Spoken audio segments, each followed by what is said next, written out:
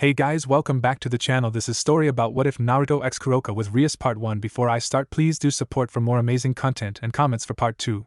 Do consider to subscribe my channel and share my video to your friends and check out the description as well. Let's start the video. Naruto blinked his eyes rapidly as his sense of hearing slowly came back to him. A stray bijudama had shattered his eardrum when it impacted near him. To a voice called out to Naruto, but he couldn't make out what was said. The words had been muffled by the ringing in his ear. Naruto shook his head to try to get rid of the noise and looked to the person who was trying to catch his attention. A hand reached down and pulled him up by the arm before he could get a good look at him. "We don't time," the voice sounded urgent. Naruto finally got a good look at the man and recognized the familiar shock of vibrant yellow hair. "To-chan?" he mumbled in confusion. Finally the annoying ringing in his ear subsided, and he was assaulted by the sounds of war once again. He could clearly hear his father's next words. "Naruto, we have to hurry. There's not much time left," Minato said in a hurried tone. Without waiting for a response from his son, he teleported them both to the edge of the battlefield using his Hiraishin. Standing in wait were the Shodame and Sandame Hokage, Senju Hashirama and Sarutobi Hiruzen respectively. Immediately after they arrived, the Nidame, Senju Tobirama, appeared in a similar flash of light with Sasuke in tow. Seeing as the Hokages were mere reanimations, they were almost completely unscathed, save for Minato's missing arm. However, both Naruto and Sasuke were battered beyond belief. "Saru, any news?" Tobirama looked at Sarutobi. Whether intentional or not, Sarutobi straightened just a little bit. "As you could probably see, it seems that Madara is preoccupied rounding up the released Bijou." Hiruzen gestured behind him, where in the far distance Madara could be seen doing battle with a few of the Bijou. Tobirama nodded. He exchanged glances with Minato. "Then it is time we put that technique into play." Hashirama frowned. He turned to Naruto and Sasuke and bowed lowly. "I deeply apologize, you two. You have seen so much death today. All of your peers." Sasuke scowled. "Enough theatrics, what technique are they talking about?" He cut the bowing man off mid-sentence. Naruto, having finally regained his bearings, frowned and crossed his arms. "Yeah, what the hell's going on here?" He made a head gesture behind him. "Can't you tell we got a madman we gotta stop?" He pushed the thoughts of his fallen friends from his mind. He couldn't use guilt and sorrow to fight. He had more important things to do right now than brood. Hashirama stood straight and looked to Minato. "Yondaime?" Minato sighed deeply. "It's a forbidden technique. Tobirama Dano had begun working on it before his death, and I did a little bit of research about it while I was Hokage." Tobirama's expression hardened. He bent low and picked up a stray branch. Enough beating around the bush. He began to draw a complex formula onto the ground. "Tell them already." Hashirama breathed deeply. "Put simply, we can't stop Madara." Naruto's eyes widened. "What do you mean we can't dash?" "Perhaps if this had happened while you were adults it could have been stopped, but the simple matter is we're not strong enough," Hashirama admitted. "I wasn't expecting him to awaken the Rinnegan, nor could I have predicted the combined powers of both eyes to be so powerful." Tobirama continued to draw the formula, but he grunted in agreement nonetheless. "You should have burned his body on sight, Hashirama," he chided. Hashirama sighed. "Perhaps so, but now is not the time for regrets. Now is the time for action." Naruto nodded. "I get that, so what's the plan to beat him then?" Sarutobi shook his head sadly. "There is no plan, I'm afraid." He took a step forward. "Naruto, Sasuke-kun, I have known you since you were both young children. You each showed some of the best qualities a shinobi can possess. Talent." He looked to Sasuke. "Hard work." He looked at Naruto. "I see you both as my family, and I have failed you both time and time again, and for that I apologize."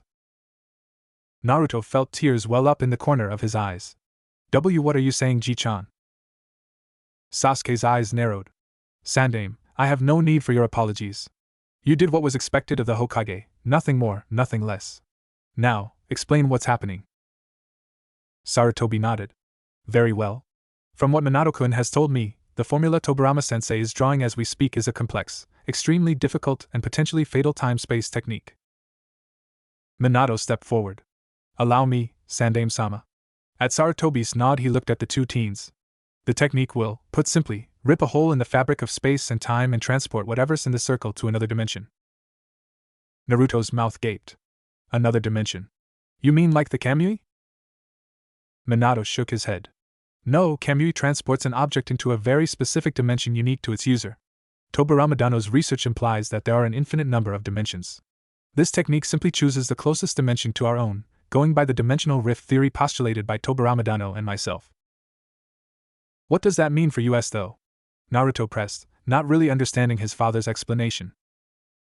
Yozara Tankachi, it means they intend on sending us to another dimension, Sasuke said coldly. Naruto's eyes widened. He looked at his father to see him nod solemnly. What? We can't just leave. That goddamn monster is still there, and the log be damned before I give up on taking him down. Sasuke nodded in agreement. I don't usually agree with Naruto, but this plan is one I don't agree with. Hashirama stepped forward. We don't have much choice. Almost all of the remaining forces of the Shinobi Alliance have either given up or are dead. As reanimated beings, we're vulnerable to truth-seeking balls, and once he captures the remaining Bijou, we'll be all but useless. Then we just have to stop him from. We can't, Naruto. Can't you understand that? Minato raised his voice in anger. He then hung his head. He moved forward and pulled Naruto into a tight hug. He caressed Naruto's head softly.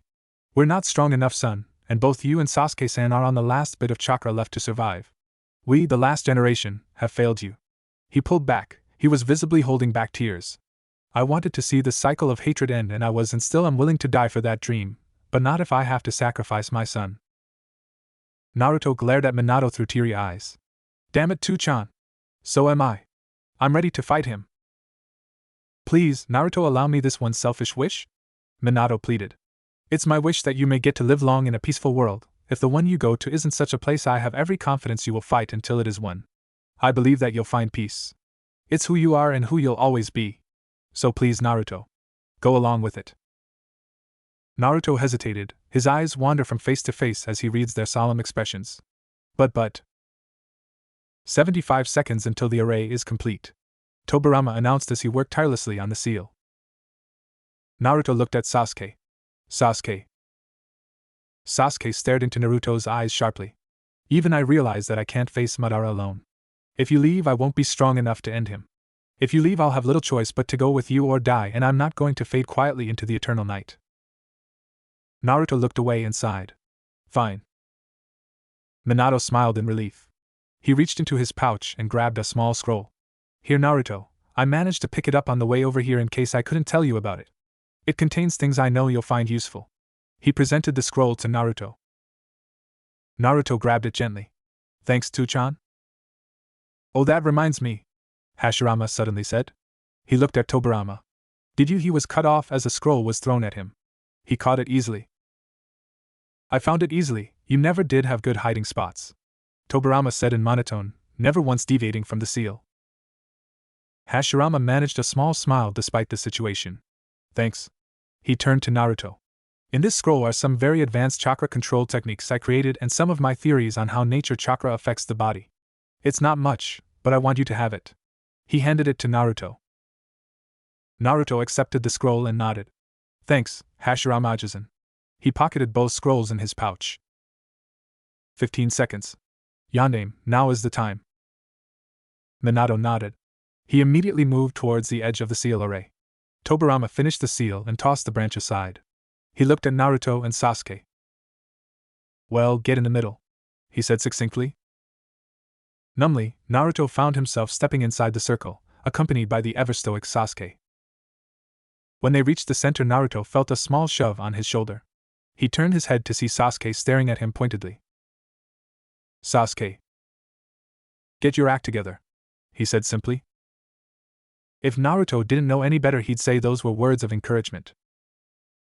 Minato exchanged glances with Tobarama. We're beginning now. Naruto looked at his father. Two-chan, how are you going to use hand seals when you only one arm? I'll guide the chakra to make sure everything proceeds smoothly. Tobarama Dano will cast the seals. Ah. Without another word, the two Hokage set to work. Minato crouched low and placed his forefinger and middle on the edge of the seal. The Nidaime began casting hand seals at an impressive rate. In no time, the seal began to glow a brilliant azure as chakra was being charged into it. The two other Hokage remained vigilant in case Madara caught wind of their plot. Luckily for them, it seemed the Uchiha Patriarch had deemed them as non-important at the moment. It seemed the Bijou were putting up a stronger fight than expected. Naruto idly wondered if they had an idea of what was about to happen and were trying to keep him occupied for them. The next few minutes were as equally tense as it was quiet, and everyone was on high alert. More than once Naruto fired a kunai at what he thought was a strange noise only to realize it was the idle thrum coming from the seal formula as more chakra was poured into it. He quickly realized the phrase "fool me once, shame on you. Fool my 5 times, shame on me" aptly applied to him right now. In other circumstances his face would have burned in embarrassment. Suddenly the blue light became blinding. Naruto and Sasuke raised a hand to cover the eyes. If one were to look at it from afar it would seem like a radiant star of power. Naruto exchanged glances with Sasuke. He then looked at his father. "How sure are we that this is gonna work?" he shouted over the thrum of chakra. Minato gave Naruto a sheepish smile. "About 70 to 30% sure. The biggest obstacle is the amount of chakra required to use this seal, but between Tobaramadano and myself, the cost shouldn't be a concern." Yandame. Minato's expression became serious. "This is it, boys." He closed his eyes. Suddenly he was engulfed in a yellow flame-like aura. The low thrum became a booming roar as the massive quantity of chakra the incubi possessed was filtered into the seal. Naruto was forced to cover his ears. He saw his father mouth the words for Fuinjutsu, but he couldn't make out the rest of what was said. Naruto and Sasuke felt a pull that was nearly identical to the pull Kamui had when used. Their visions began to blur. The last thing Naruto managed to catch was his father's gentle smile before everything was covered in darkness, and he and Sasuke slipped into the cold embrace of unconsciousness. Naruto wasn't sure how long they were stuck in between dimensions, it all felt like an instant to him, but he definitely felt when they were being pulled into their new dimension, and he definitely felt when he landed. It was time to wake up and face this new world. When Naruto and Sasuke regained consciousness, it happened in a brief instant. They both shot up quickly. What happened?" Naruto asked drowsily. He shook his head before looking around. They appeared to be in some sort of forest. "It worked then," Sasuke said coolly. "Seems like, but how can we tell?" Naruto questioned. "For now, we gather intel. Just to be safe, we should transform into other people," Sasuke responded. Naruto nodded and the two performed a simple henge technique. Naruto transformed into a young girl around 10 in a dress, her short black hair hung loosely. Sasuke had transformed into a man around 35 with dark brown hair dressed in a comfortable long-sleeved shirt and pants. Sasuke glared at the little form of Naruto. "I really hate you sometimes, Naruto. Now it looks like we are a father and daughter pair. Why did you pick that form?" "I figured people would be less suspicious of a little girl than a teenage boy," he said in the voice of a young child. Sasuke could not refute Naruto's point, but held his glare for a short while after. Turning away, Sasuke gave a short HN, before he began walking. As they exited the forest silently, they both gaped. "Whoa! Those look like the things we rode in back in the land of snow," Naruto exclaimed. Sasuke quickly shook out of his stupor and pulled Naruto with him. "Come, we need to get more info," Sasuke said as he began walking down the street. After 2 hours of scouring the small town, the shinobi duo had found very little in terms of intel. It was nearing twilight now and the pair had stopped in a park, after dispelling their transformation, and brooded over their predicament. "I'm leaving," Sasuke said abruptly. Naruto turned in surprise. "What do you mean leaving?" he asked. "I mean we're splitting up," he said simply. "Why?" "Right now we have no information on where we are. All we found out was the date. When we left, it was October, now it's late spring. It's pointless staying together. We should split up and try to find anything we can," Sasuke explained. Naruto admitted that Sasuke had a point, it just didn't sit right with him. "Besides, I'm going to be training. You keep those scrolls that the Hokages gave you. You need them more than I do." Naruto stared at Sasuke in shock before realizing that Sasuke had just challenged him. "Team. Just you watch, I'll find where we are and train so hard you'll be left in the dust." Sasuke smirked. "I still want to fight you, seriously fight you. One-on-one all out." "Asa. Train hard, team. I want a challenge when we fight." Naruto challenged back with a confident grin. He knew Sasuke would be okay, the bastard was too stubborn to die, just like Naruto himself. Sasuke held out his fist and Naruto immediately bumped his with it. They pair nodded and turned away from each other. Sasuke left in a swirl of leaves and Naruto slowly walked out of the park. Even if I said all those things, it's still kinda lonely, he mumbled to himself as he walked away. By now, it was dark and had started to drizzle. Naruto, who had ignored the rain, walked on as he pondered where he would sleep that night.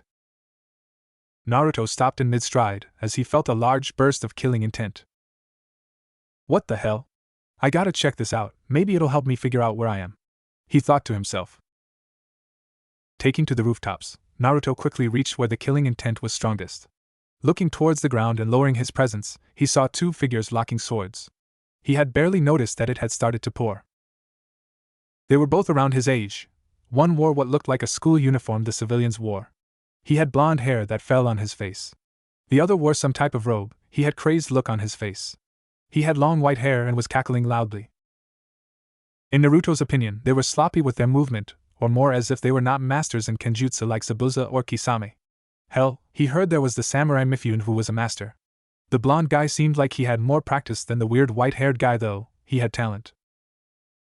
In any case, they had caught his attention, and he paid rapt attention to them. Unfortunately, he couldn't hear what they were saying, but it looked like the blonde one was getting angry.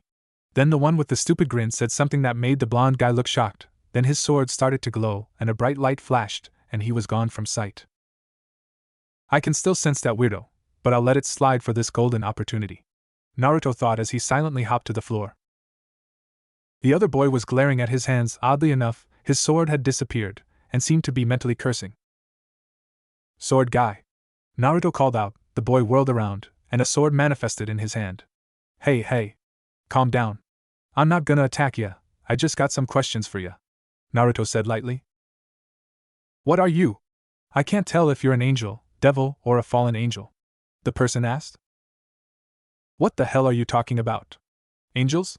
Devils? My name is Naruto. The boy lowered his sword slightly but kept a ready stance. I am Yudo Kiba, he said simply. Now answer me. What are you? Naruto frowned slightly. I'm a human, he said. Well, technically a Jinchuriki, but he doesn't need to know that. Kiba seemed to be in thought. He looked back at Naruto and lowered his sword. You don't seem to be lying. Fine, you said you have questions, so do I. I'll take you to my master. Follow me, he told Naruto as he began to walk away. However, he had kept his sword materialized. Naruto followed silently through the rain. He said, Master, so he's like a servant or something? He thought to himself. He followed him to a large building. Oi, Kiba, right? What the hell is this? He asked to the other boy ahead. This is Koa Academy, he said simply. Whoa! This is a school? It's at least 5 times bigger than the Shinobi Academy back in Konoha, Naruto exclaimed in his head. Kiba led Naruto to a smaller building off to the side. Entering inside, they ascended a flight of stairs and reached a door. Kiba knocked lightly before stepping inside. Naruto stayed back for a moment to see what happens. Yudo, you're back? He heard a female voice say almost in shock. Bucho, there's someone for you to meet, Kiba said with a somewhat detached tone. You can come in now, the woman called out to Naruto. Naruto stepped through the door and looked at the girl in front of him. She was about a year older than he was, with breasts that rivaled Tsunade. She had long crimson hair and seemed to hold herself with a sense of regality. She was very pretty in Naruto's eyes. I'm Rias of the Gremory family, she said lightly. Ah, Uzumaki Naruto at your service. Nice to meet you, Naruto said happily. He saw several couches and chairs but opted to stay standing because he was still wet. Bucho, he says he's a human, but I didn't sense him until he presented himself, Naruto heard Kiba whisper to her. She seemed shocked. What can I help you with? Is it a high-cost request then, Uzumaki-san? She spoke formally. Naruto's just fine, but no, I just have some questions. Alright, let's hear them, Naruto-san, she said. Well, first of all, where are we? He asked. Rias raised an eyebrow. We're in a small town in the country of Japan. She said it almost sarcastically. Great. What's Japan? Rias was stumped. She was shocked that he did not even know where Japan was. I have a question of my own if you'll indulge me. Shoot. What are you? Naruto sighed. He did not want to reveal too much, but he had little choice if he wanted answers, and these people obviously had answers. Fine, but it's a little hard to believe, he told her. Try me. Well, I'm from a different dimension, he stated bluntly. She blinked in surprise. Really? She asked. Yep. Okay. What? That's it? Okay, Naruto asked in shock. Well, it's certainly rare, but not unheard of for people to travel dimensions. She spoke calmly. Now it was Naruto's turn to be surprised. Well, that clears some confusion up for me, she said as she sighed and crossed her arms under her massive bust. You're in the human world, on planet Earth, in the small country called Japan, she stated. Alright, that works for now, Naruto mumbled, filing that precious information away for later. Now what the hell are angels and devils? Instead of answering him, black bat-like wings grew from her back, as well as Kiba's back. Whoa! What the hell is that? He shouted. We are devils. I guess we could also go by demons in some circles, she explained. Demons, I see, even this world has demons, Naruto said softly. There were demons in your dimension? She asked. Yeah, but they're called Bijou by us. They were huge and had monstrous power. There were 9 of them. Each had a set number of tails, with the highest being 9, Naruto said in a tone of reverie. You sound as if you knew them personally, Kiba finally interjected. You could say that. I'm what we call a Jinchuriki. Power of human sacrifice, why? Rias asked, curiosity etched on her face. Naruto lifted his shirt and channeled a bit of chakra. His seal appeared, looking almost like a tattoo. This is the seal to keep the Kyuubi no Kitsune sealed inside me. We used to hate each other, but we made up and now we're precious comrades. He seems to be sleeping now. So it's almost like a sacred gear, Rias mumbled. Sacred what now? I'll tell you later. I have a feeling we will be seeing a lot of each other. However, back to angels and devils, she said. Right. Now what are angels? Naruto asked, pulling down his shirt. Do you know of God from the Bible? Rias questioned. Not a clue. Is he like the Holy Log, or the Shinigami? Naruto responded. Holy Log? Rias and Kiba asked in shock.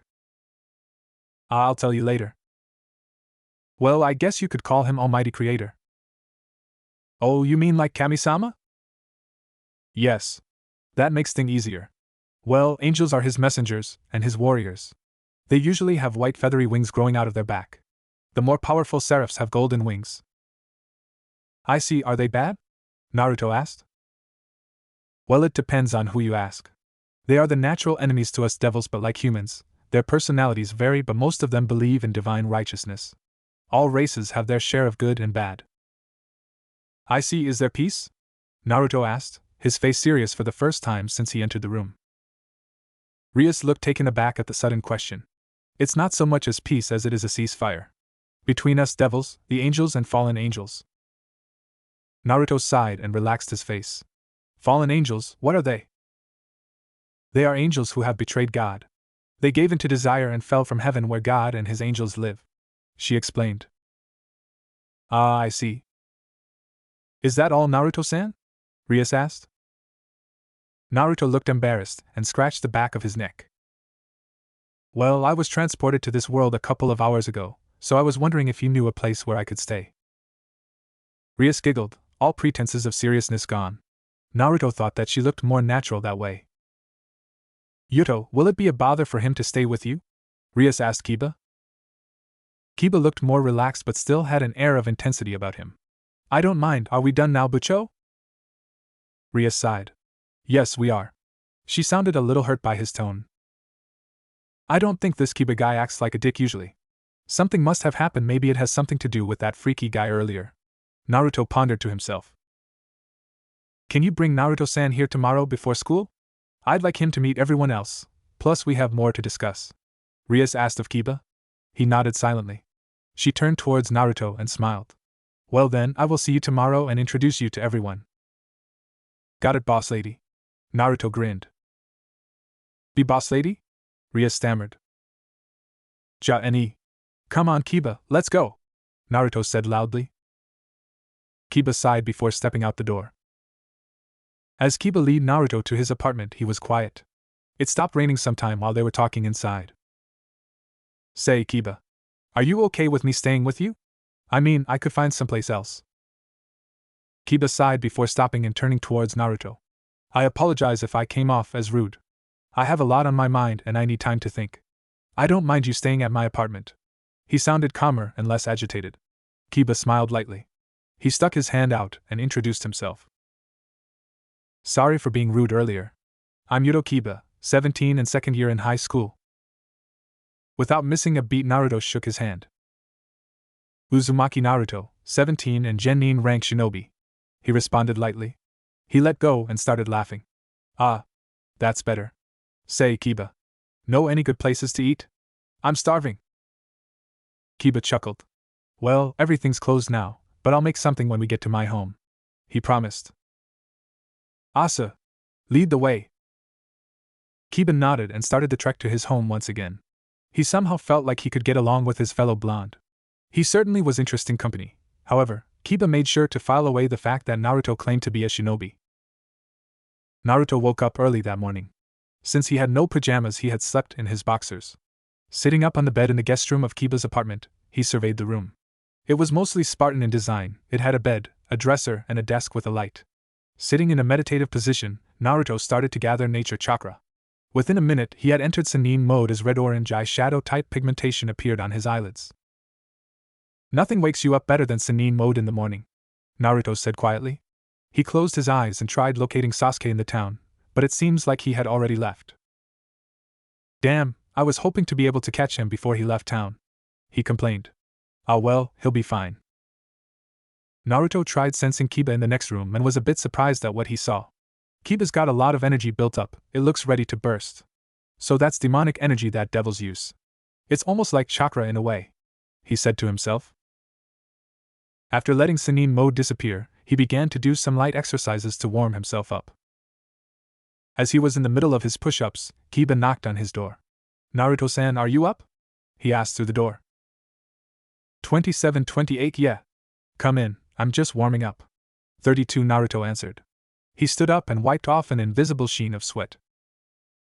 Kiba opened the door and walked in. Unaffected by his roommate's state of undress, he said politely. The shower is open.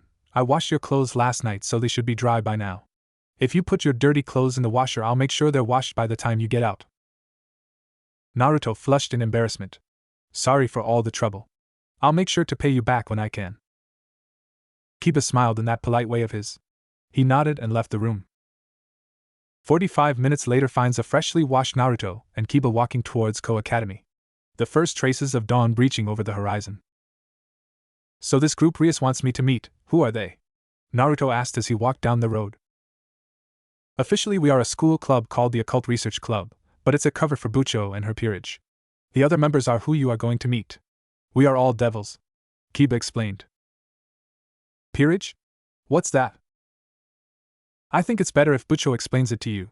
She would be able to explain it better, Kiba answered. Ah. The rest of the trip was spent in a comfortable silence. Soon enough, they reached the Occult Research Building and entered. Kiba knocked politely before entering. Shrugging behind him, Naruto entered as well.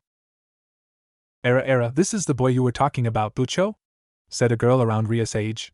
She had long black hair tied into a high ponytail, and dark eyes with long lashes. Naruto thought she had an Wani-sama type of look going for her. He blushed as he realized that her breasts were a little bigger than Rias. He certainly is pleasing to the eyes. Ufufu. Yes, Akino, this boy traveled from a different dimension, Rias said to her friend. She turned towards Naruto and spoke. This is my Fukubucho and my queen, peace, Himejima Akino. Nice to meet ya, Akino-chan. Naruto greeted happily.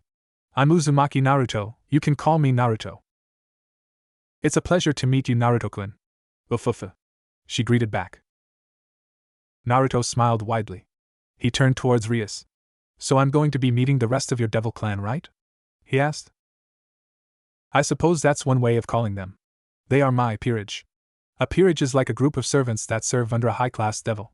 Those belonging to the Gremory house are born as high-class devils and receive what is known as a set of evil pieces. Rias explained before pulling out a chess piece from her drawer. It was a rook piece, but was an unusual red hue. This is one of my last pieces left, a rook piece. Yuto is a knight, and although I don't have an evil piece in me, since they are my peerage, I am a king.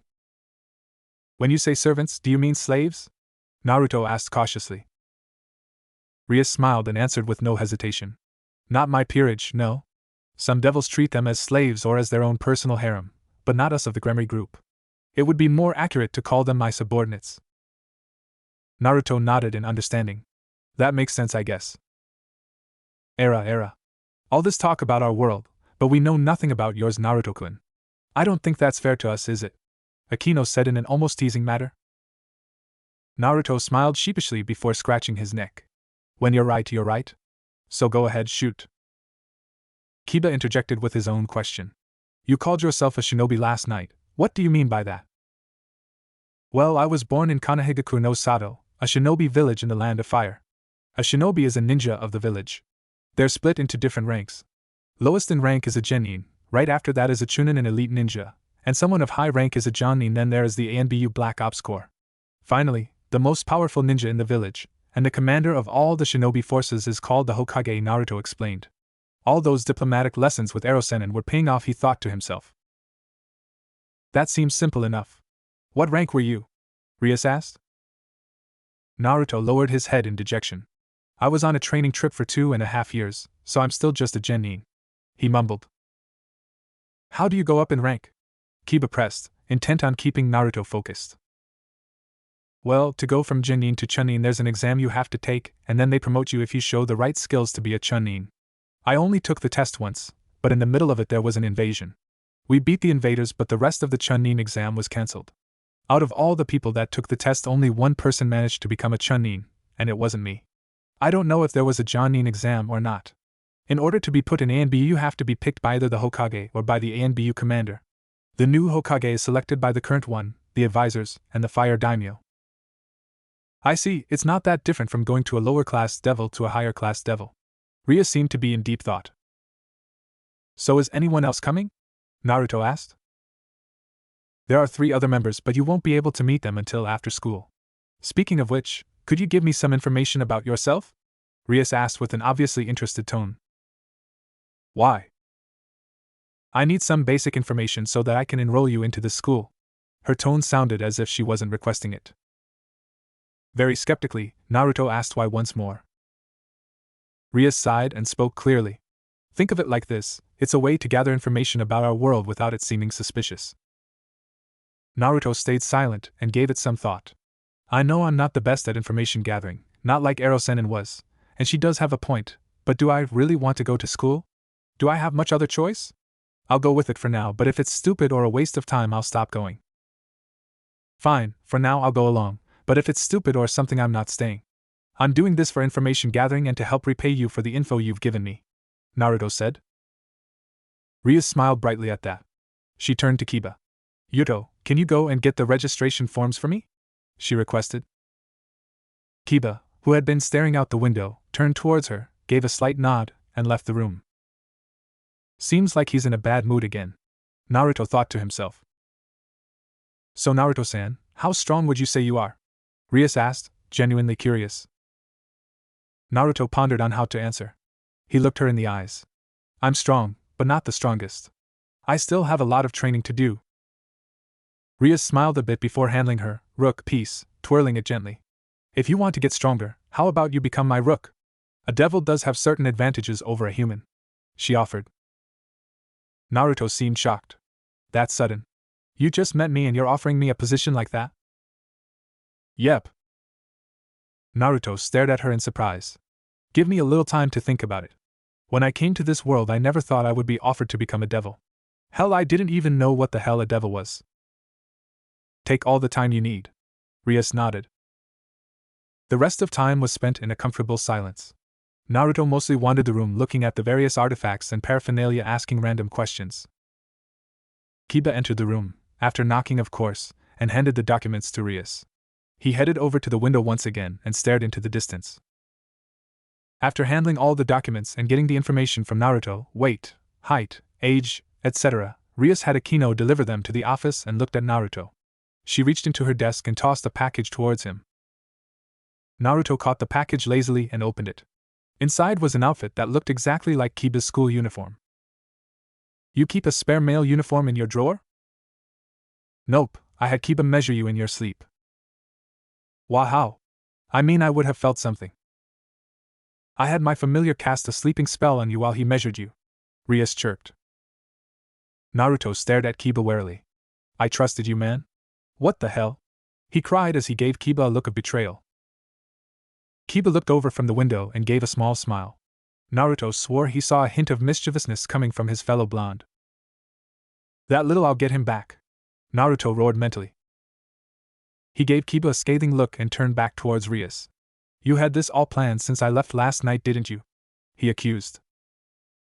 Rias smiled away only a devil could. Perhaps Fufu. Naruto sighed wearily. Fine, I guess it doesn't matter right now. You got a changing room or something? Down the hall to the right. After nodding in acknowledgement, he left the room to change. Several minutes later, Naruto came back and dressed in Konoha Academy's male uniform, sans his hideate which a plain black bandana replaced. Stupid-ass stuffy orange-less asshole, Naruto mumbled to himself. He looked at Rias in the face and bluntly said, I don't like this uniform. Raising an eyebrow, she motioned for him to explain. It's stuffy, uncomfortable to move in, and this shirt absolutely sucks. Plus, there's no orange. And who the hell invented this dumbass jacket? It's the most restricting thing ever, he complained. Well, this school is somewhat flexible on how you wear your uniform, so if it helps you can leave your shirt unbuttoned and your blazer off, Kiba explained. Naruto all but tore off the blazer and ripped open the shirt, exposing his black undershirt. Much better. Now it's not stuffy. Still sucks though. Shaking her head at Naruto's antics, which, oddly enough, made her lower her guard around him, Rias let him vent out his irritation with the uniform. A knock sounded before Akino entered the room. Bucho, he's registered now. Ufufa, she said before laying the completed forms on Rias' desk. Second year Uzumaki Naruto, 176 centimeters, 66 kilograms. Born in Uzumi, Gunma in Kanto. Studied abroad in several countries briefly. Rias read aloud. More or less inconspicuous, nobody from that area attends Konoha Academy. Gunma?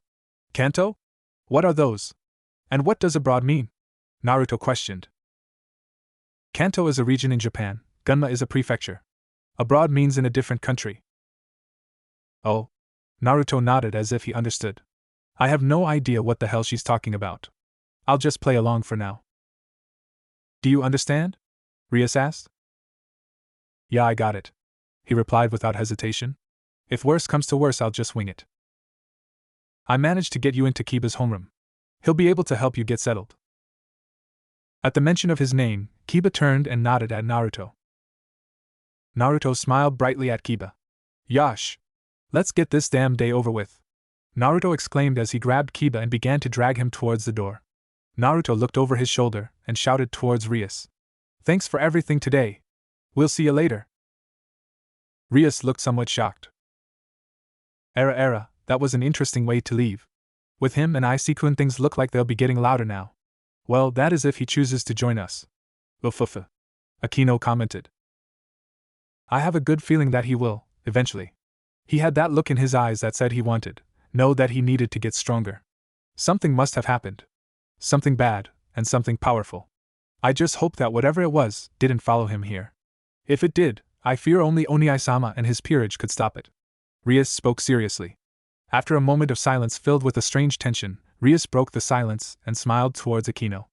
I think it's time we get ready for homeroom, don't you? Ufufu, of course, Rias. Akino replied with a laugh. Kiba had managed to shake off Naruto's hand from his arm and was leading him towards his class. So what is homeroom? Naruto asked from behind Kiba. You'll see. Kiba responded coyly. Stupid pretty boys, always stuck with them, Naruto thought to himself. Soon enough, Kiba and Naruto walked to a door labeled 2C. It seems that class is about to start. You wait here until the teacher calls for you. Got it. Kiba turned to walk in and Naruto missed his coy glance. Good luck, Naruto-san. Kiba walked into the classroom with a somewhat distant look. The girls in the class wondered why. For the past couple of days he had been distant, and they were getting worried. He sat at his desk near the window and stared out of it. He had also done that for the past couple days. Don't you think Kiba-sama looks so dreamy when he's distant? One girl asked in hushed tones. Definitely yes. He looks hot, but do you think he's alright? Another questioned. I don't know. The girls stopped their conversations as the teacher walked in. After the morning routine of greeting him, he cleared his throat and asked for everyone's attention. Everyone, it happened on short notice, but we have a new student transferring to this class. He started. Already hushed whispers filled the room. New student? Is it a girl or a boy? What do you think? Generally filled the conversations. Ahem. The teacher cleared his throat and the room quieted. They are from Gunma and they studied abroad in different countries, so life here must be very different, but still I want you to treat them with the kindness Ko Academy is known for. You can come in now. He finished and called outside. The room was silent as the door opened, and in walked a blonde, spiky-haired individual. He was tall, and had tan skin. He wore the school's uniform without the blazer and with the shirt open, exposing his tight black undershirt. His muscles coiled and uncoiled as he walked. He wore a black bandana that flowed behind as he walked. As he reached the podium and turned, all the girls swooned. His eyes were orbs of azure, almost crystalline in nature. His 6 whisker marks, 3 on each side, gave him a gentle but feral look. However, the best feature, according to the girls of the class, was his smile. It was radiant, confident, and practically lit the world for these girls. Yo! I'm Uzumaki Naruto. Nice to meet ya. He spoke with a rough tenor that lit the loins of the girls, and oddly enough, one of the boys on fire. Kaya! Naruto-sama! Half the class shouted. Naruto looked confused and a bit worried. He had seen this before, but where? The teacher had instructed him to take the seat at the far end of the class near the window. As he walked, he spotted Kiba sitting a couple of seats in front of his and called to him.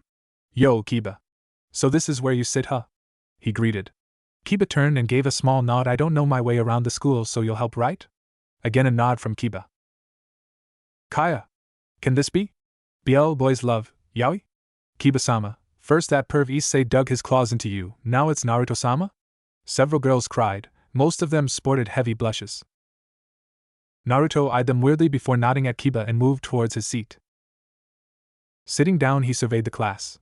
It was a lot different from the Shinobi Academy. Instead of long desks shared by 3 people, it was individual desks. With his enhanced hearing, he could hear all the girls whispering about him, and he was embarrassed by what they had to say. He's so hot. Do you think he's single? Do you think he's got a big D? Kitomi. What? You're all thinking it. Naruto could barely believe these girls. They were talking about him, Uzumaki Naruto, as if he was another Uchiha Sasuke. He now realized where he had seen these strange creatures before. They were like Sasuke's fangirls, back when they were in the academy. This can't be happening. Oh boy, I saw the kind of things they tried with Sasuke. That bastard Kiba knew this. That's twice in one day he got one over on me. I underestimated him. I'll definitely get him back for this. He roared mentally. He spent the entirety of homeroom glaring pettily at Kiba's back. The end of homeroom couldn't come quick enough. As the bell rang, Naruto quickly grabbed Kiba and bolted. Getting to a secluded area, Naruto turned to Kiba. You're an asshole, you know that. You could have warned me about them. Kiba gave Naruto a look as if he was crazy. Naruto-san, I don't know what you're talking about. Naruto gave a withering glare. I'm watching you, he warned. Kiba seemed unperturbed by Naruto's hidden threat. Ahem. I should show you around the school then, he said evenly. Naruto dropped his glare and nodded with enthusiasm. Sure, I'd like to see the rest of this school. He agreed, the previous topic effectively dropped. The rest of the day passed by relatively quickly. Unfortunately for Naruto, he didn't have any packed lunch. However, thanks to his recently acquired fangirls, he managed to avoid starving. However, he may have led a few of them on a couple of times. Now he was heading to the old school building, which he had found out exactly what it was during Kiba's tour, along with Kiba to meet the rest of the Gremory group. As they approached the clubroom, Kiba stopped Naruto. There will be 3 members you haven't met, a brown-haired boy around our age, a blonde girl who's also our age, and a younger white-haired girl, he explained. Why are you telling me this? Naruto asked. I have things I need to do, so I won't be joining you. I figured I should at least tell you what our remaining members looked like, Kiba said. He turned his head after speaking and glared at nothing. He said something to himself that sounded something like Excalibur. Naruto looked worried for his new friend. You sure? Yeah, this is something I have to do myself. I see it's revenge, isn't it? Kiba looked at Naruto in mild shock. How could you tell? Naruto gave a hollow chuckle. I've seen that face on a close friend of mine before. He was obsessed with killing the man who murdered his clan, his brother. Did he get his revenge? Kiba asked, eager to know if his mission was possible, even though the circumstances were different. He did, but he betrayed his friends and comrades to get the power to do it. He tried to kill me too, even after admitting I was, truly, his best friend. He went to a man who was only interested in using him. Kiba's expression grew strained. I won't stop you from your revenge, I have no right. However, I wish you wouldn't throw away your bonds so easily. Kiba hesitated. You've given me something to think about, but I will not give up this mission of mine. Thank you for telling me this. Go and meet everyone else, Kiba said before using his night speed and dashed away.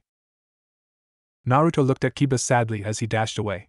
Deciding to put it off for now, he turned towards the room and entered. As he entered, he saw the white-haired girl on one of the sofas eating what looked to be snacks, but he couldn't see her face. Rias was at her desk, Akino standing off to the side as usual. Opposite the white-haired girl were two people. One of them was a boy his age with brown eyes and brown hair that seemed to resemble Sasuke's hair, only bigger and less like a chicken's ass. The other was a girl with long light blonde hair and light green eyes. Ah, Naruto-san. Glad you made it. Where's Yuto? Rias greeted. Kiba? He said he had things to take care of. So, who are these guys? Naruto said with a warm smile. The brown-haired boy stood and bowed. Hi to Issei, he said before standing straight again. But you can call me Issei. Nice to meet you, I'm Bucho's pawn. The blonde girl also stood up and bowed.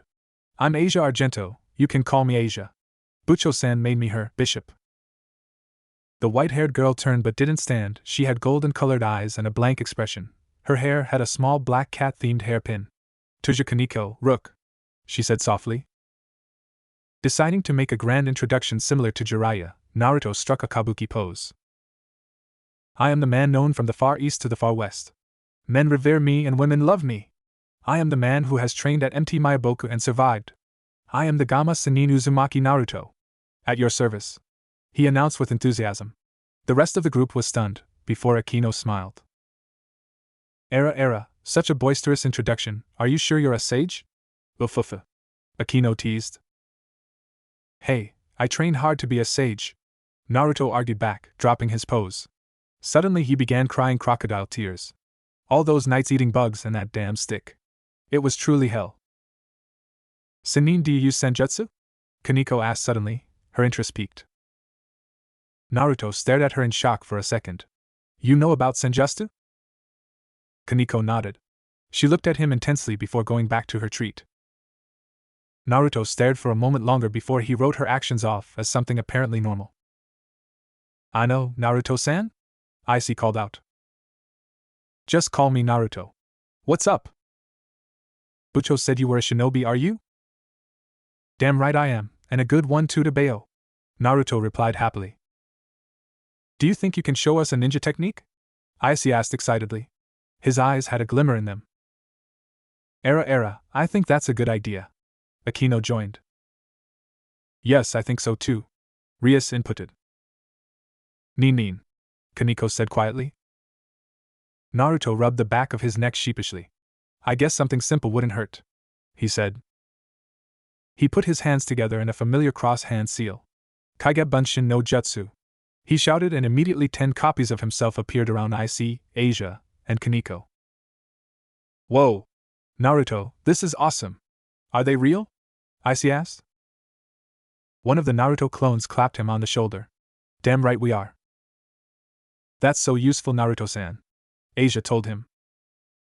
It's more useful than pervy Issei-senpai. Kaneko commented somewhat coldly to Issei. I'm sorry for being such a pervert, Kaneko-sama. Issei cried crocodile tears. Haha. You're funny, Issei, I like you. Naruto laughed. Thank you for your kindness, Naruto-sama. Issei continued to cry, only in gratitude this time. Rias looked at the clone nearest her and touched it, confirming that they were solid. Is that all you can do, Naruto-san? She asked. Naruto dispelled his clones and spoke. Can you drop the honorific Rias-chan? It sounds weird coming from you, but no, I can do a lot more than that. He missed the look of shock from Icy. Fufu, alright Naruto. Have you considered my offer? Naruto looked Rias in the eyes before sighing. For now, I'm gonna have to say no. I mean, I just got here and all. I want to get settled in before making a huge decision. So that's my answer. Rias nodded, albeit somewhat sadly. I understand, the offer is always open, she said with a smile. Thanks. You don't mind if I stick around your group for a while though, right? He asked. Of course not, but I would like it if you could help out around here. Seems fair, sure. I'll do what I can. Good to hear, Rias said ecstatically. I need to loosen up. Anybody up for a spar? Naruto asked as he began stretching his arms. No one responded for a moment, before Kaneko and Akino stepped forward. I will fight, Naruto-senpai. Era, this seems like fun. Ufufu. Rias sighed before checking the time. Deciding that enough time had passed since the end of school, she gave the go-ahead. After moving to the courtyard, and switching back into his jumpsuit and high D8, Naruto stood opposite of Kaneko and Akino. Alright, come at me with all you got. He goaded. As long as you don't seriously hurt each other, everything is fair game. Begin whenever you're ready, Rias said. A moment of stillness covered the battlefield. Some unseen signal flared and Kaneko rushed Naruto, intent on punching him. She raised her fist and swung with plenty of force. An explosion of dust and dirt covered the field. She had felt her hand connect and felt confident she had hit him. As the dust settled, she widened her eyes. Naruto had stopped her fist with one hand with what seemed like no effort. He looked at her and smiled. Come on, Nico-chan. I said everything you got. He teased before tossing her away and dodging a bolt of lightning. That's interesting. A lightning user. Sorry to say, Akino-chan, but I have the advantage, Naruto told her before casting some hand seals. Futon, Repusho. He shouted and shot a blast of pressurized wind at her. Akino, not expecting such an attack, only barely dodged. She righted herself and spoke lightly. Era, seems like I underestimated you. Ufufu. It won't happen again, she said before she conjured more lightning and cast it towards Naruto. It appears that her Sato type has come out. Naruto backflipped before he turned and blocked Kaneko's strike. I fight multiple opponents all the time. It'll take more than that to get me by surprise, he said. He leaped back and performed his signature hand seal. Kage Bunshin no Jutsu. He made a single clone and had it engage Akino while he had someone on one time with Rias, Rook. Come on, Kaneko-chan. When you punch, you have to put all your weight behind it while not leaving any opening, he told her as if he was training her. Kaneko didn't answer but seemed to shift her stance a little before she launched at him. Following his advice and putting her full weight behind her punch, she struck out. For the first time since they began, Naruto was forced to dodge her punch. As she soared by him, she struck the ground and created a large crater. Now that is a punch. You still left yourself wide open, but damn, if that had hit me, I'd definitely have a couple of broken bones, he complimented. Kaneko gave a small unnoticeable blush at his praise. Thank you, Naruto-senpai. After all this, we'll start training. How's that sound? I'll turn you into a kick-ass rook, he offered. Kaneko looked at him strangely before nodding. Thank you, Naruto-senpai, she said before charging him once more. At the same time, Naruto's clone was facing off against Akino. Era, am I being underestimated? Akino asked. The clone shook his head. Not at all, boss is just trying to teach Nico-chan some things. He's seen what she's capable of, now he's trying out her potential. Besides, I may be a clone, but I was made tougher than other clones, he told her. Ufufu, then let's get started, she said as she launched a bolt of lightning towards Naruto. Naruto sidestepped and began to cast hand seals. Futon de Tapa, he shouted as he gathered wind chakra in his throat and let it roar. Caught off guard by the strong wind current, Akino was launched in the air. Her skirt flapped wildly, revealing her lacy black underwear. Naruto blushed but refused to take his eyes off her now flying form. Taking a kunai and running a sliver of wind chakra into it, he tossed it at her. Dodging it just barely, Akino was surprised when a large portion of her uniform was torn. Looking at her uniform, she took her eyes off Naruto's clone. That split second of inattentiveness cost her. From seemingly out of nowhere, a punch struck her side, sending her tumbling back towards the ground at high speeds. Crashing on the ground, she immediately stood back up. Her uniform had been ripped in several places now, revealing a lacy black bra to match. Ofufu, we've only met today and you're already stripping me, Naruto-kun. My, how bold. She teased. Naruto blushed hotly before responding. That's not it. Your clothes are just too flimsy, that's all. He said quickly, attempting to hide his embarrassment. Akino gathered more lightning and launched it towards Naruto. Naruto quickly dodged and launched another wind-laced kunai. Expecting such a response, Akino easily made a wide dodge. Ofufu, now that I've seen your trick, it won't be so easy to get me again. We'll see, he said as ran towards her. Using the basics of Frog Fu, Naruto shot his left fist faster than Akino could respond. It made a direct connection and sent her soaring across the field. Flipping gracefully, Akino righted herself in midair and hovered. Era, you were so quick to pound your flesh into mine I could hardly make such a comeback, she said in a seductive tone. Naruto blushed hotly from ear to ear. Meanwhile, Icy could only stare in awe. Naruto is so strong. He's even beating Akino-san. Rias chuckled lightly. Although, neither of them are going all out. Icy turned towards Rias. How strong do you think Naruto is, Bucho? He asked. Rias sighed before putting on an intense face. Personally, if we were to fight him, I think we would lose. I can sense his power, and although it's different from a devil's magic, he has a massive store of power. It's easily comparable to a very high-class devil, higher than myself at the very least. Whoa! That's too much! Icy exclaimed. Asia nodded her head. I'm glad Naruto-san is a very kind person. Rias smiled towards Asia. As am I, Asia-chan. As am I. The fight had started escalating to close-quarters battle. Akino wielded her element like a blade, while Naruto held to his wind-laced kunai. They started towards each other, but Akino glanced over in a different direction. Era, it seems the original is finished with Kaneko-chan. Shall we call this a draw? Akino offered as she dispelled her lightning. The Naruto clone looked in the distance to see the original walking side by side with Kaneko talking animatedly, the latter of whom seemed to be paying rapt attention. He sighed and shrugged. I guess so. Thanks for the spar, Akino-chan, it was fun. Ofufu, likewise. Naruto smirked and dispelled just as the original was reaching their location. Unbeknownst to the Gremory, every weapon the clone used dispelled as well.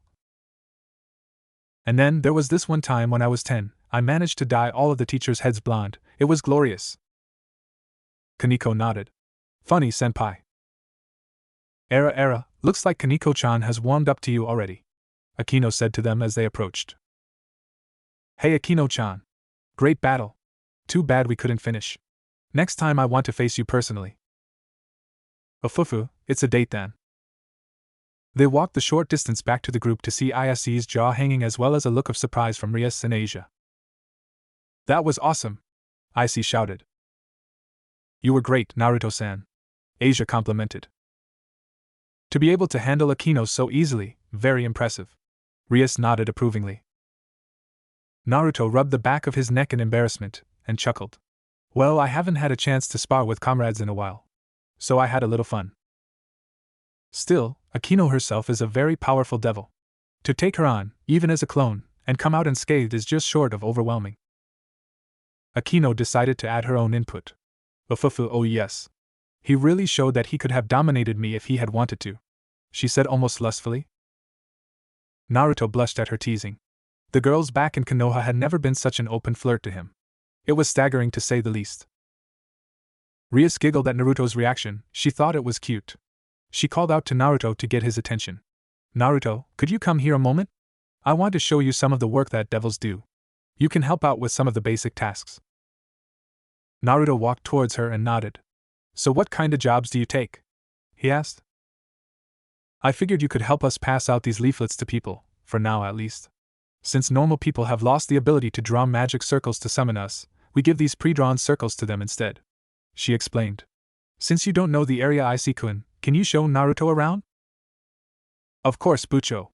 It'd be a help have Naruto help us, seeing as it's mostly my job. Icy responded in excitement. Fufu, you're certainly enthusiastic. Rias complimented. Yosh. Alright, let's go. Teach me all you can, Icy. Naruto also became very excited. The duo of boisterous men soon left, with much enthusiasm no less, leaving the quartet of women to discuss their latest acquaintance. So, Akino, what do you think? Rias asked. Ufufa. He is very powerful. I was attacking quite seriously and he was barely affected. If you asked me, if he were truly to go all out, none of us would survive. He might even be able to fight Seroge-sama and win. Akino confessed. Naruto-senpai is very strong. Kaneko inputted. I see, it's as I thought. Naruto-san would have been a great help versus against Razor-sama, right? Asia asked. Indeed, Asia-chan, but what's past is past. No doubt he will be a great help to us later. His shinobi techniques are interesting to say the least. I wonder what else he can do. I just wish he had accepted my offer now. Oh well. She sighed. Naruto-senpai said he'll train me. I'm happy to have a teacher. Kaneko said softly. Rias looked at Kaneko with what could only be described as love for a younger sibling. We're happy for you, Kaneko-chan. I know that it's been hard finding someone to train and spar with you. Kaneko nodded at Rias' statement. Well then, it's time to work. Come on, let's go. Rias happily stated. Hi, Bucho. Everyone chorused. Several hours had passed before Naruto returned with IC. They entered the room talking animatedly. You're very popular, Naruto. I never thought that you'd hand out that many leaflets so quickly. IC complimented. Yeah, me either. Strange how most of them were women though.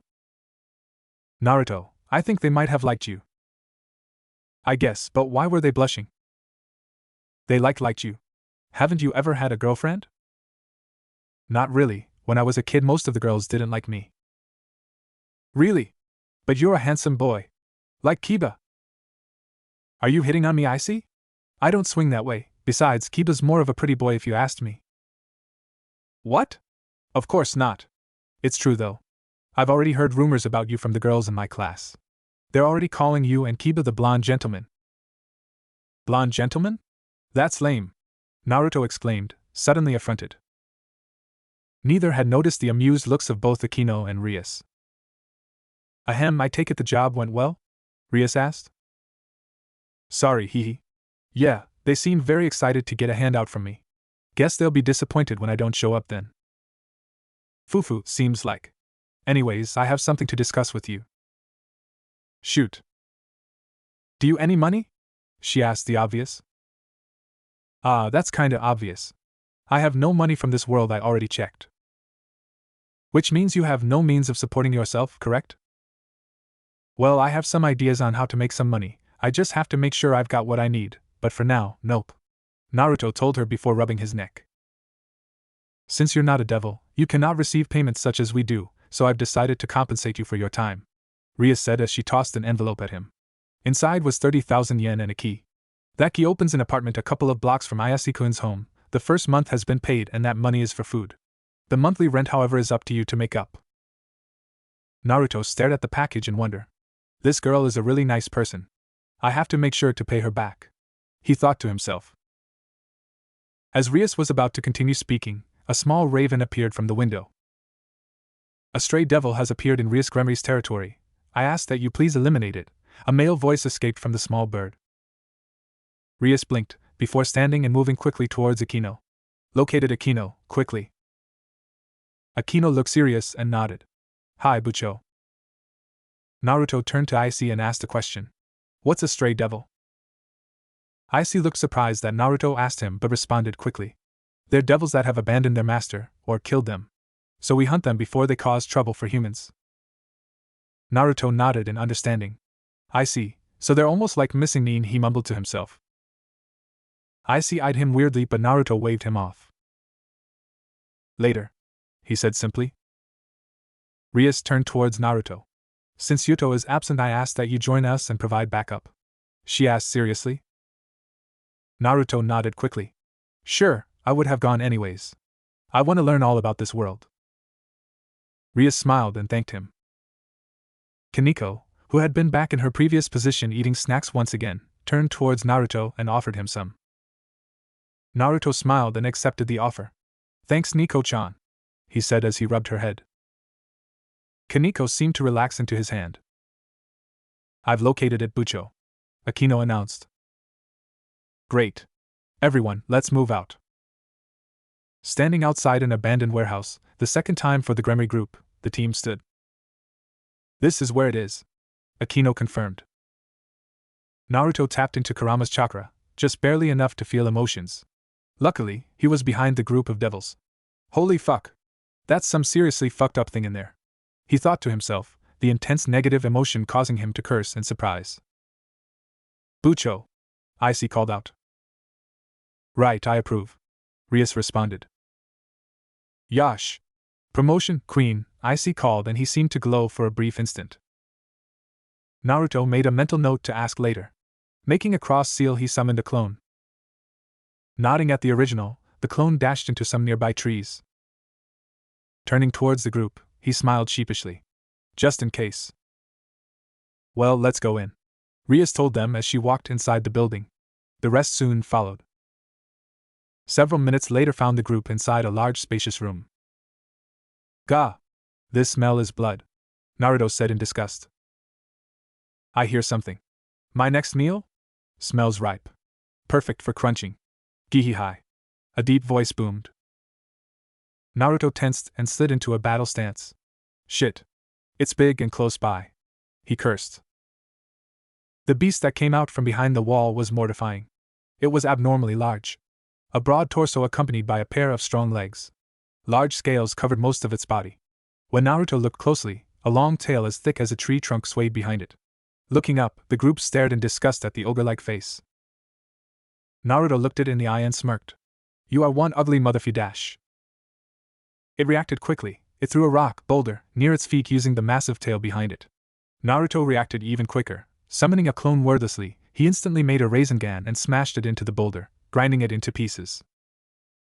I am Gungar, he shouted, and you are my prey. Akino, Rias shouted. Hi. Lightning flared from her hand menacingly.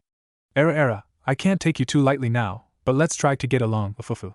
She stuck out her hand and fired a large bolt of electricity towards Gungar. Rias smirked as she saw Akino's attack appear to hit. Speaking to Naruto, she told him, Akino is known as the priestess of thunder within the devil community. Pitiful. That barely stung. Gihihai. You're pathetic. Gungar laughed as the electricity bounced off his scales. Akino-san, we have to get past the scales, Icy shouted. No shit. Come on, Kaneko-chan, let's skin this guy. Kaneko nodded at Naruto before tightening her gloves. Follow my lead, that good for you, Rias? Naruto asked. Rias nodded. Go for it. Roger. Distract him, I'll try and get through his scales. Hi. Kaneko launched herself, fist poised, and smashed into Gungar's chest. Gungar slid back several feet. Oh, that tickled. You're not the only rook. Gihihai. He said as he knocked Kaneko backwards, unaware of Naruto charging towards his backside. Watch your back, asshole. Rasengan! Naruto shouted as he drilled his spinning orb of chakra into the devil's back. Oof! Gunnar shouted as he felt the jutsu drill past his scales into his flesh. Moving away quickly, Naruto called out. Akino-chan, now's your chance. Hi. I really hate being underestimated, you know. Having you call my attack pathetic, I just can't hold back. Cry for me, yes? She said with a sadistic glint in her eyes. Gathering an extreme amount of lightning in her hands, she launched at the exposed portion of Gungar's back. Gah! He cried. Naruto wondered if maybe since it always had such tough scales, if it had a low pain threshold. Ufufu. That's it, surely you have more energy than that? How about some more? Yuwa! Naruto eyed her warily. Looking at Rias, she answered his unasked question. Akino is also the ultimate sadist. Scary.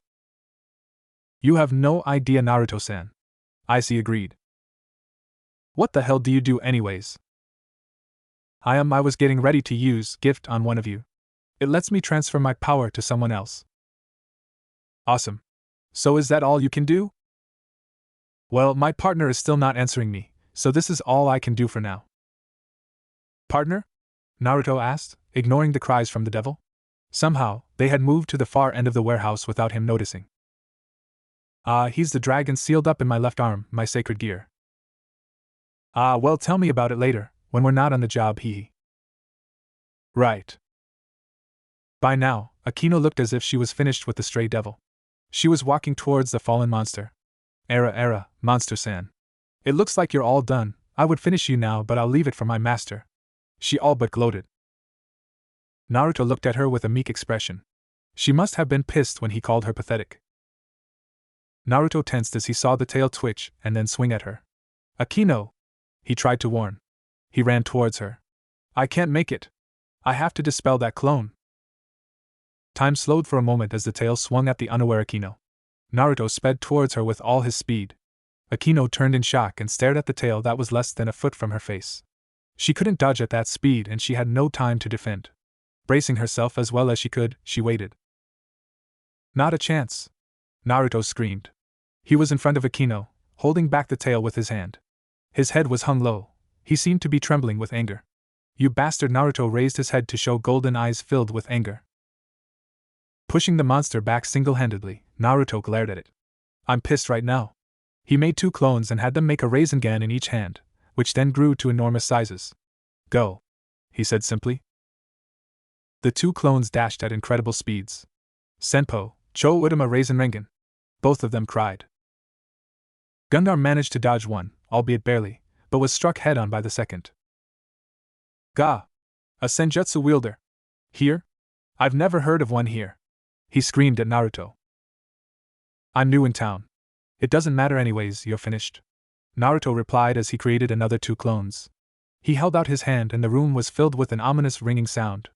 Akino took this chance to make a wisely made retreat. Gungar thrashed as the sound drilled into his cranium. Ah! This damn ringing! What are you doing? Naruto was holding a large spinning orb with 4 blades jutting out. Reaching behind him, he gave a cold glare. Everyone move back, this will get dangerous. Futon, Rasen Shuriken, he said as he launched a powerful jutsu from his hand. He threw it. Icy shouted in surprise as Kaneko dragged him away. The rotating sphere of destructive power hurled towards the monster at frightening speeds. No! Damn you! Who are you? The beast cried as the attack closed the very small distance quickly. Naruto spoke in a cocky tone. The name's Uzumaki Naruto, remember it in hell, bastard. After saying his piece, he dashed as far as he could from the stray devil. When the attack impacted, it expanded until it encompassed the entirety of Gungar. It sliced through his tough scales like a hot knife through butter and bifurcated him before detonating. The Rias group stared in shock as Naruto's attack literally disintegrated the lower half of and made the top fly towards the group. Gwa! Gunnar cried as he landed in a heap at Rias' feet. Rias glared at him and raised her hand. I have full faith in my servant's ability, but what you did is still unforgivable. Perish, she said as she wielded her powers of destruction and eradicated what was left of Gungar. Naruto ran over to the group. He had already let the nature chakra seep back into the earth. Era, Naruto-kun, you have my genuine gratitude.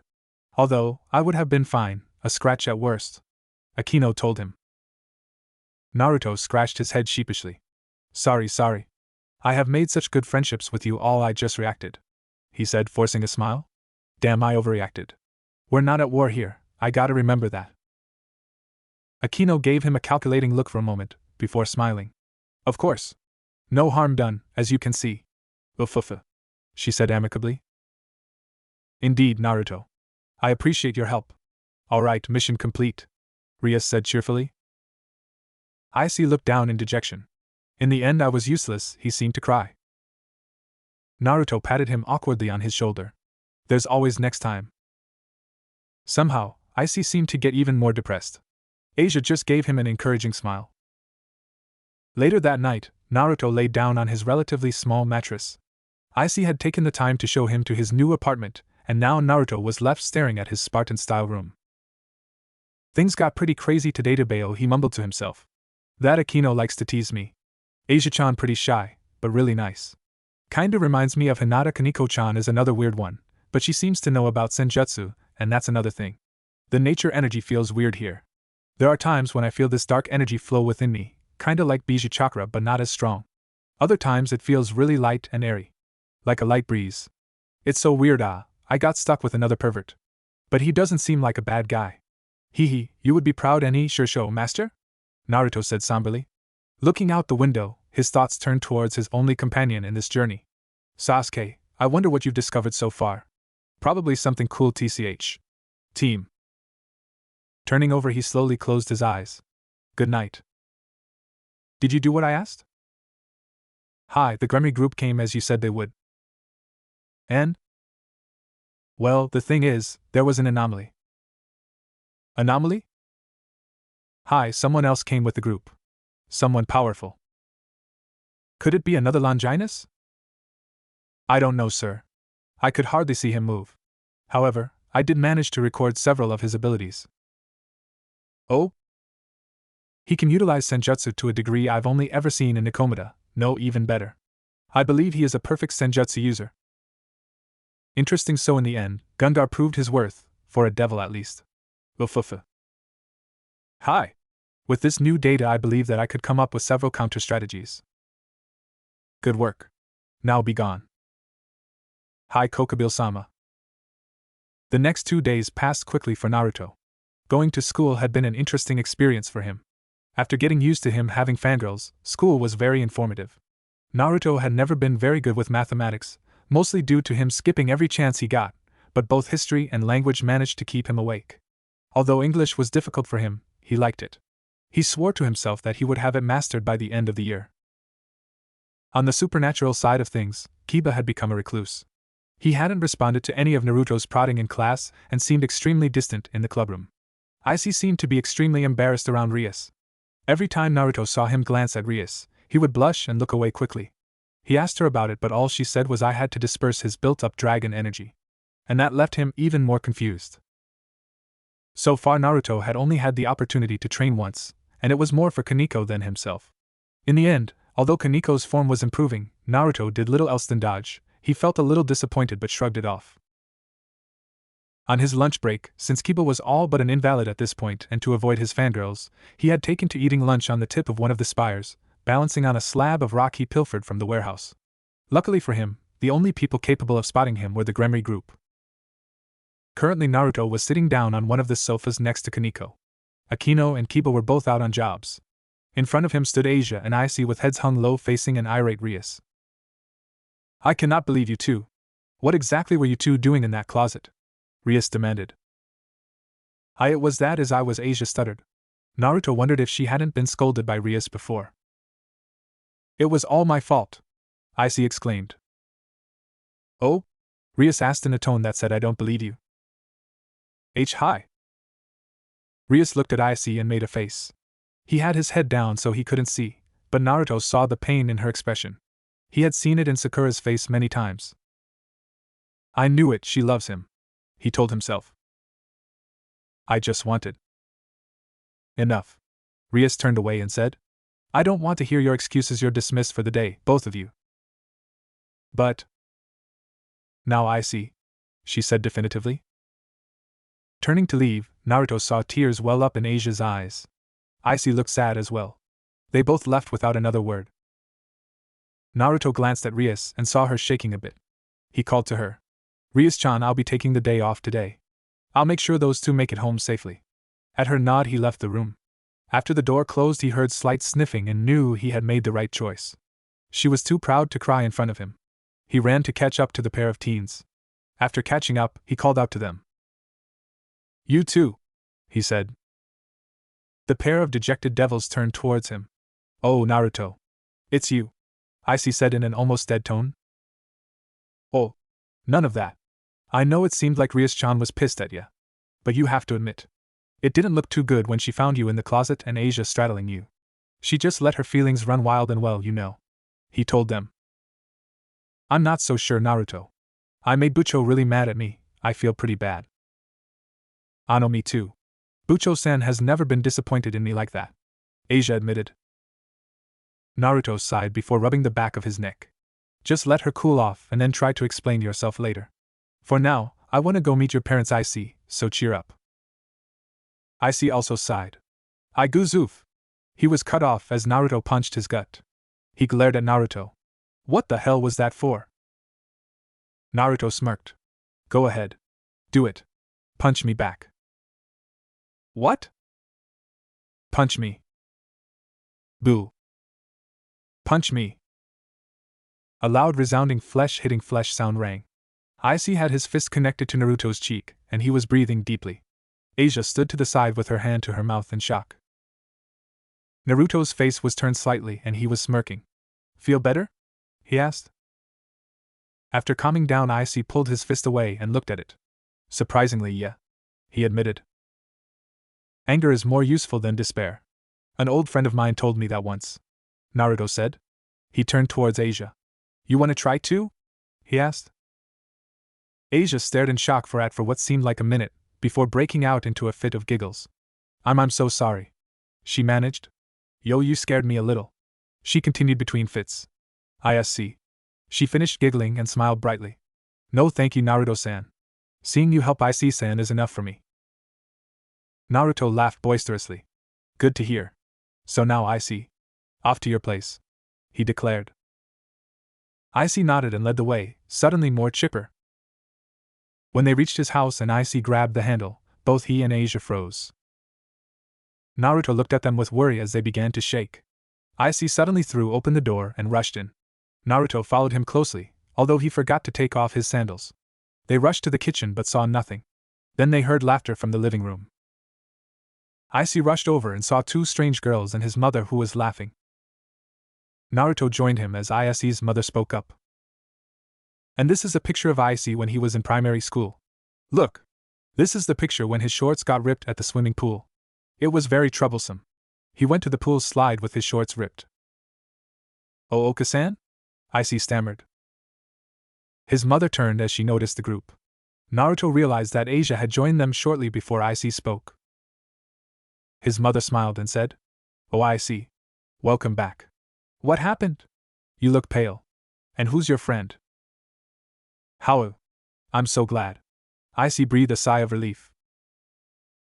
Naruto looked on as Asia sat on the ground relieved, and Icy seemed to calm down. He looked at Icy's mom. Hey. I'm Uzumaki Naruto. I'm new to Icy's school and joined his club. Nice to meet you. She smiled and welcomed him to her home. Naruto looked around and finally looked at Icy's guests. Both were women around his age. One had chestnut brown hair while the other had blue hair and a green streak. Both of them wore crosses on their chests and were very beautiful. Naruto, however, didn't relax. He could tell they were trained combatants. Are these the people from the church that Rias-chan was talking about? He asked himself. The brunette smiled at Icy. Hello? Hayate Ise-kun, she said. Naruto paid little attention to the conversation as he eyed the other girl. She had a massive weapon wrapped in cloth and Naruto could practically feel the deadliness from it. He looked back over at Icy and heard the girl say something. Long time no see, Icy-kun. Did you mistake me for a boy? It can't be helped since I was a troublemaker just like the boys. But it seems like we both have changed in the time we didn't see each other. Really, you can't tell what can happen in a reunion. Naruto narrowed his eyes. She knows they're devils. Naruto walked down the street calmly. He had left soon after Rias returned and embraced Icy and Asia. She thanked him and he had left. Naruto wasn't the best at tracking, at least without Sage Mode or Kurama's, who was still napping, chakra, but even he could sense the animosity that had been following him since he left. Naruto grew a tick mark and turned around. Will you stop following me already? He shouted. I told you he would notice Zenovia. A voice sounded. I thought it would take him longer, Irina. He looks like an idiot. Another said. If you're gonna insult me, say it to my face. Naruto said. He was growing more irritated as they spoke. The duo walked out from behind the corner. The brunette, Irina, if Naruto recalled, and the brunette stood in front of him. Oh, it's you two. What do you want? I'm busy, Naruto said dismissively. We want to know what a human is doing in league with devils, the brunette said. Who are you? He asked her, ignoring her previous statement. My name is Zenovia. Zenovia? Naruto repeated, obviously confused. Zenovia! X-no-6A! She shouted. Hi. What did you say you wanted, Zenovia? Zenovia scowled at him. Why are you with the devils? Naruto stared back. Because they're my friends, duh. He said as if it was the simplest thing in the world. But they're devils. Devils are evil. Naruto glared coldly, his eyes like a piercing icy wind. The two girls stepped back at the ferocity of his glare. I have seen some of the most evil beings in existence. They experimented on people just to sate their own curiosity. They killed, just because it was fun. Treated people like nothing more than pawns. He whispered every word, yet the duo could clearly hear every word. Not only that, every one of those fuckers was a human. He shouted at them. Zenovia's eyes widened as she stared into Naruto's eyes. His eyes raged with the ferocity of a tempest. Irina was content with staring at the ground. Naruto continued his tirade. I don't believe in that bullshit, that someone is good because they're holy or evil because they're devils. I don't believe in fate, and I can decide to be friends with whoever the fuck I want to be with. Now if that's all, I'm leaving. I have school in the morning. Having said his piece, Naruto walked away, the heavy atmosphere surrounding him dispersed. Shaking out of their stupor, Zenovia called out to him again. Wait a minute, yo, but she was cut off as a loud noise rumbled through the area. Naruto turned and glanced at them. His eyes widened as he saw an unbelievable sight. The two proud people from the church stood in embarrassment. Was that your stomach? He asked. Judging by their blushes, he figured he was right. He sighed. Decisions to hell with it. I can't in good conscience leave them to starve. He turned towards them again as they tried to leave unnoticed. Oh, if you're hungry, you can eat at my place, he offered. Immediately they were on their knees in front of him. Is this the work of Kami-sama? Will you really give us food? Irina asked, tears in her eyes. Zenovia's personality seemed to turn a complete 180. I'm sorry about before. Truly you are blessed by Kami-sama, she said. Naruto's sweat dropped at their attitude. Hi. Just follow me, he said. Naruto went to the kitchen to make a quick meal as Irina and Zenovia sat on his decent-sized couch. They looked around and saw his lack of many things personal, just a regular TV, which Naruto didn't know how to use, so it was left untouched, a coffee table and a small dinner table. Zenovia turned towards Irina. Isn't it strange? Not a single picture. Irina hesitated to answer. I suppose. But he is treating us to dinner, so. Is ramen okay? It's the quickest to make. Naruto called from the kitchen. Hi, we're your guests so we can't complain, Irina answered. There was a short pause before he responded. Alright, I guess. Several minutes later Naruto handed them their ramen. So this is ramen. I had no idea Japanese food could taste so good, Zenovia complimented as she wolfed down her ramen. Irina ate her ramen at a more sedated pace. She turned towards him. Ne Uzumaki-san. Naruto is fine. Naruto-san, Ano, where are your parents? She asked carefully. Naruto never stopped eating. They're dead, he said simply. Oh. I'm so sorry. Irina apologized, she felt bad for bringing the topic up. Zenovia stayed silent and finished her ramen. No, it's fine. They died when I was a baby, they died to protect me. Do I miss them? Yes, sure, but I'm not sad. I understand their sacrifice, and I'm glad to be the son of two heroes. Naruto smiled, pride emanated from him. Anyways. He glanced at the clock on the wall. It's late. There's a spare room down the hall. One of you can take that room and the other can take mine, if you want anyways. Having just finished her ramen, Irina started shaking her head. No, we couldn't impose. Zenovia nodded in agreement. Naruto shrugged. It's not really a problem. I don't mind really. Zenovia looked at Irina, who looked back. They turned to him. We appreciate your hospitality. They had stood and bowed. Naruto waved it off. I've never really had guests stay over before, but make yourselves at home. Bathroom's down there, he said, pointing down the hallway. After they went to the bathroom, he created a clone. Nodding at its creator, it left to go inform Rias. He sighed and retrieved a blanket and pillow from the linen closet. He made sure to grab the kunai he kept below his pillow and the scroll from his room.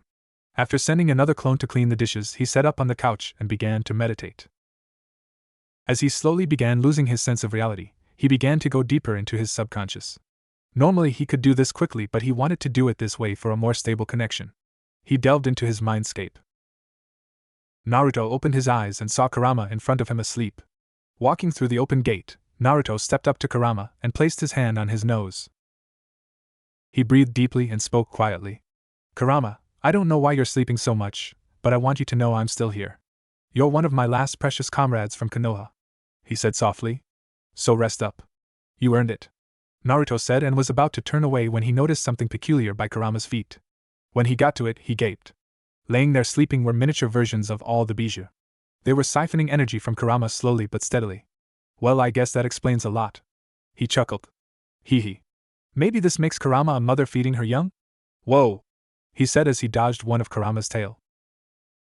I resent that, Naruto, Kurama said softly. You're awake. Naruto smiled. I've been awake several times, you're just too dense to notice. I saw you meet that devil boy and his master, he admitted. That Gunnar bastard didn't need Sennin mode Naruto. That Akino girl would have been fine. He scolded lightly. Naruto looked down. I know, but I saw Madara kill everyone Shikamaru, Ino, Chuji, Sakura-chan. He paused. Tears began to fall. Niji, Sai, Lee, Tenten, Kiba, Shino, Hinata-chan too. Tears streamed down his face. I just reacted. I couldn't save them. I don't want to go through that again. Naruto was shaking as he wept for the comrades he lost. Kurama gazed at Naruto sadly. You're right, we couldn't save them. I couldn't help my brethren either. Madara took it all. All I can do is nurture these fragments of their chakra and help them grow. I doubt they'll be the same as they were in terms of personality or power, but hopefully, when they finish growing we can be close again. He lamented. Naruto wiped away the tears in his eyes. He looked at the Kyuubi curiously. Are you saying what I think you're saying? Kurama gave a half smirk. I don't know what'll happen. You're more like the old man than you realize. Naruto's eyes widened. That's insane. I mean, wow. Kurama started dozing off. I need more rest, Naruto. These bastards are pretty greedy. Thank you for coming. Try not to die over here, okay? Yeah, I got it. Well, I'll be off. I'm glad that we're together in this, Kurama. Naruto said seriously. You and me both, Naruto, Kurama said as he slowly raised his fist. Naruto bumped fist and began fading away. See you next time. The giant Kyuubi nodded and watched as Naruto faded. To NAR to Nara Naruto-san. Naruto opened his eyes and saw both of his guests standing in front of him. Both were wearing shirts several sizes too big, red for Irina and a deep blue for Zenovia. HM? Irina looked at him with worry.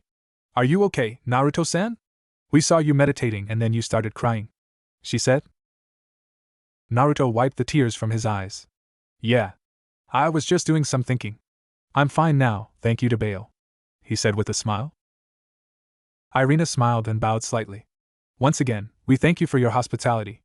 We hope you don't mind, but we took some of your shirts. We came to Japan without any spare clothes, Irina said in apology. Naruto looked the shirts over once again. He smiled brightly and scratched the nape of his neck. It's fine, I've never worn them anyways, he said. Zenovia looked at him with a peculiar look. I never figured someone like you can go into such deep meditation. Naruto smiled sheepishly.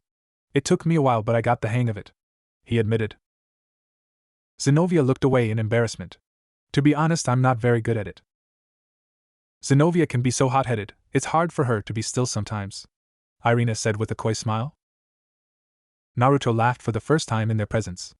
To be honest, when I was younger, I was so hot-headed it got me in trouble all the time. Zenovia smirked and Irina smiled. We know it's kinda late for it now, but we do have money to pay for room and board, Irina offered. Naruto waved it off. It's fine, you might need it later. But it still feels like we're imposing.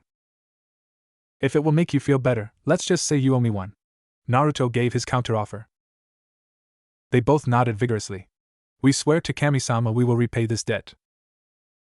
Naruto smiled awkwardly and nodded. He stared at the two of them for a moment. Irina cocked her head.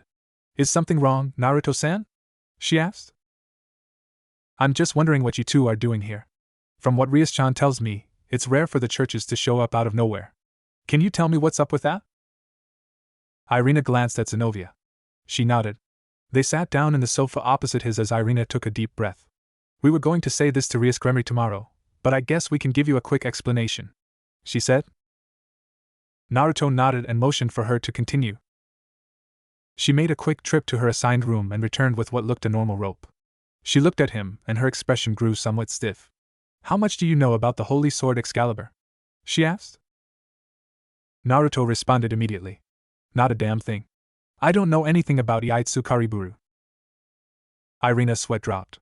Excalibur, Naruto-san. She enunciated. In ancient times, Excalibur was considered the strongest holy sword, and was wielded by a mighty knight. Before it was destroyed in the war between the three factions. She explained. Naruto's expression tightened. Rias did tell me about it. Something doesn't feel right to me. My gut's telling me this. He mused to himself. He looked back at Irina. He motioned at her rope. So what's the rope got to do with Excalibur? He asked, once again butchering the name. Irina sighed. Excalibur. Anyways, after it was destroyed, the Vatican, the Catholic Church's headquarters, had alchemists reforge the swords. I assume you noticed Zenovia's giant sword, right? She asked. At his nod, she continued. That was her Excalibur destruction, which is in the possession of the Catholic Church. Zenovia smirked. It's a great weapon, and a great honor that I can wield it. Every single opponent was crushed before its power. She boasted. Naruto's sweat dropped. Somehow, I feel you're a perfect match for it. Zenovia either didn't notice the jab, or thought it was a compliment because she stayed silent. Irina coughed to get Naruto's attention again. She held out her rope and Naruto watched in fascination as it shifted into a standard-looking katana. This is Excalibur Mimic, it can change into any form I want it to. So it's pretty easy to carry around. Each Excalibur has unique abilities. This one is in the possession of the Protestant Church. Naruto looked impressed with Excalibur Mimic. That's really cool. That's all it does? Irina blushed in embarrassment. Yes. I can change it to whatever weapon to fit the situation, she said in a slight defensive tone. Naruto noticed her flushed face and scratched the nape of his neck. I didn't mean it to sound like that, he said sheepishly. Zenovia chuckled. Irina is quick to be embarrassed. I can hardly understand why she was chosen as a wielder for Excalibur, she taunted. Irina glared lightly at Zenovia. She huffed and put her hand together. I don't need your approval because Kami-sama believes in me, and I believe in Kami-sama. Zenovia looked insulted. She too put her hands together. I can't lose to you in my belief in Kami-sama. Naruto stared in amusement as the two began to pray reverently for several moments. Unfortunately, they were speaking a language he didn't recognize. When they had finished their abrupt prayer session, Irina began to speak again. Excuse us. When we get heated up about Kami-sama, we can't help but pray, she explained. Naruto waved her off. It's fine. I have moments where I can't help but pray to the log. Log? Zenovia said, obviously confused. Naruto nodded enthusiastically. Yep, but maybe I'll tell you some other time. I think Irina should at least get to finish. Irina nodded. Right. We've come all the way to Japan because 3 Excaliburs were stolen from the churches, and we believe they came to this town. We're here to either retrieve them, or destroy them.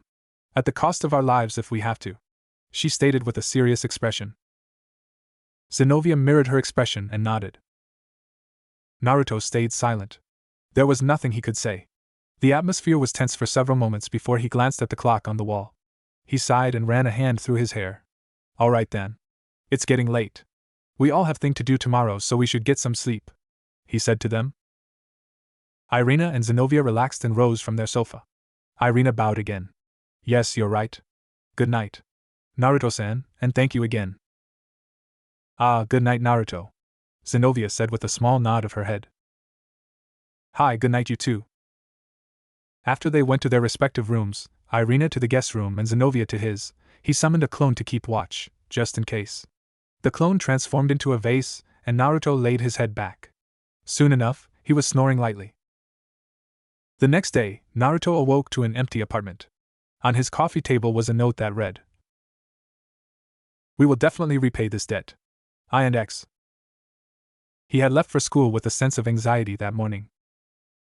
Later that day, during lunch, Rias had come to look for him. She entered his classroom as he was about to leave. Ah, Naruto. Can I have word?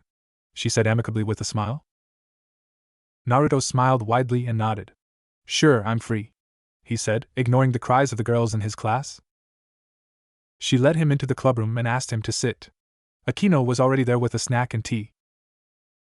Rias grabbed a sandwich and looked him in the eye. So the church duel? Naruto nodded. Yeah, they followed me after I left. We exchanged words and eventually I heard their stomachs growl really loud. I offered them some dinner, and that's how they wound up in my place, he said as he procured himself a sandwich. Rias sighed. You're lucky you weren't a devil. Although still very deadly to human, holy powers are the most effective against devils. Still, I'm glad nothing happened. So you offered them refuge? Yeah, it was late and I didn't want them out there looking for hotels. You are a kinder person than I, Naruto. You are the only person I know who would shelter a potential enemy. They're really not bad girls. Just a little too devoted to their belief, Naruto said. Ufufu. Naruto-kun is friendly with all the girls. I'm jealous, Akino teased lightly. Naruto smirked back. He had gotten used to her low-level teasing. He launched his counterattack. But Akino-chan is so much friendlier, all the guys like you, I feel a little ignored. He managed out. Maybe next time, you'll come over instead. He finished with a light pink dusting his face. Ever since he first met Akino, he had made a personal challenge to catch her off guard. Unfortunately, even though Jiraiya was the perverted hermit of empty Mayaboku, Naruto had little experience with flirting, so he was embarrassed of what he said. Akino gave a sultry smile. Era, Naruto-kun has improved. Ufufu, I may take you up on your offer. Ria's sweat dropped. Honestly, you two are a match made in the underworld, she said with a sigh. Anyways, did you notice anything else? Well, after they showered, I asked why they were here. They told me a little bit about something called Excalibur. Hey, I said it right, dash. They said that 3 Excaliburs were stolen and they think they came here. He told her. I left a clone to keep watch after I went to sleep, just in case. Nothing happened. They were gone when I woke up. Ria's face scrunched up in concern before she sighed in relief. Well, it seems like they aren't a threat to us, for now at least. I'm a little concerned about what happened to Excalibur, but I'm glad you're safe. She smiled before motioning towards the table. Now let's finish enjoying Akino's delicious sandwiches. Naruto grinned and grabbed another sandwich. He decided that these were some of the best he's ever had. Later that day found the entire group in the club room. Irina and Zenovia sat on the couch. Rias sat at the sofa opposite them, flanked by Naruto to her left and Akino to her right. Both Rias and Akino had serious expression, but Naruto looked more relaxed as he waved to the duo. Icy and the others sat in a corner. Kiba had a look on his face that seemed to scare Icy. His expression was downright murderous. Irina started. Recently, the holy swords Excaliburs that were kept by the Catholic Church headquarters Vatican, Protestant Church, and Eastern Orthodox Church were stolen. Naruto maintained a neutral expression. Right to the point, I see. He thought to himself. Rias nodded. I was told such by Naruto, she admitted. She saw Icy's confused look and explained. Excalibur itself doesn't exist, she told him. She turned towards the church group. I'm sorry. One of my servants recently became a devil, so can we continue this conversation while explaining about Excalibur? She requested. Irina nodded and turned towards Icy. Icy-kun. Excalibur broke in the war a long time. Icy still looked confused. Zenovia grabbed her sword and undid the cloth, revealing a long sword. Now it looks like this is Excalibur, she said. She glanced at Naruto and smirked. Icy shivered. Naruto tuned out the explanation he had already heard. The only new piece of information was that there are 7 Excaliburs. He watched as Zenovia claimed her Excalibur for the Catholic Church with pride. She stared at Naruto intensely as she wrapped it up again. When she finished, a set of runes appeared. Irina took out a rope from her robe. It started to move and eventually took the shape of a katana. Naruto was once again impressed by its ability, as he also tuned out her explanation. He managed to catch Protestant Church before she finished. Zenovia looked annoyed. Irina, there's no reason to tell these people the ability of Excalibur, is there? As she asked that, she glanced at Kiba. If possible, Kiba's face darkened even more. Irina looked at Zenovia. Era Zenovia. Even if they are devils, we still have to form a trustworthy relationship with them in this situation. Also, even if my sword's ability is revealed, I won't fall behind all the devils here, she said confidently. Naruto snorted. Irina looked at Naruto. Did you say something, Naruto-san? She asked, feeling confused. Naruto just smiled amicably. Irina flinched as she caught a flash of metal in her peripherals. All of a sudden, there was a second Naruto holding a kunai to her neck. You're overconfident because you have an incredible weapon. If I was a bad guy, you'd be dead already, he said cheerfully. His clone dispelled seconds later. Irina deflated a bit and looked at Naruto. I thought you were a normal human? I never said I was normal. Naruto grinned. He dropped it as he felt massive killing intent. Looking back towards Icy and the others, he spotted Kiba. If looks could kill, the church duel would have died dozens of times by now from the intensity of Kiba's glare. Rias spoke as if she hadn't noticed. So what does the stolen Excaliburs have to do with this country located in the east of the world? Zenovia spoke up. The Catholic Church was in possession of 2 Excaliburs, including mine. The Protestant Church also had 2. Also in the Eastern Orthodox Church there were 2 as well.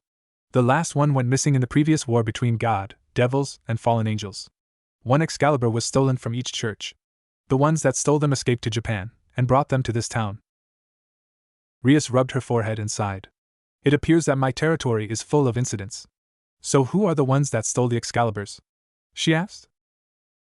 Zenovia's gaze turned hard. The ones that stole them were the Gremory. Naruto watched as Rias' eyes widened. Gremory? Who are they? He asked himself. The holy swords were taken by the Fallen Angels organization? It's not a matter of mistake, but certainly it would be the Fallen Angels when it comes to stealing them. For the devils working at the top, holy swords does not give them much interest. Rias explained to them. Irina spoke up. We know the main culprit who stole the Excaliburs. One of the leaders of Gremory, Konoha. Rias smirked in amusement. Konoha, one of the leaders of the fallen angels that survived the previous wars since ancient times. I never expected to hear the name of the one that appears in the Bible. We've sent priests and exorcists to this town secretly, but they kept getting killed. Zenovia admitted. She continued without hesitation. Our request no, our order is to not have any devils intrude in the battle between us and the fallen angels for the Excaliburs.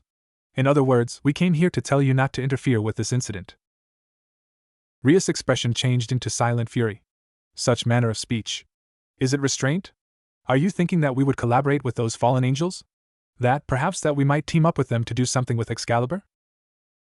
Zenovia responded with no fear. The headquarters think that it might not be impossible. Naruto sighed to himself.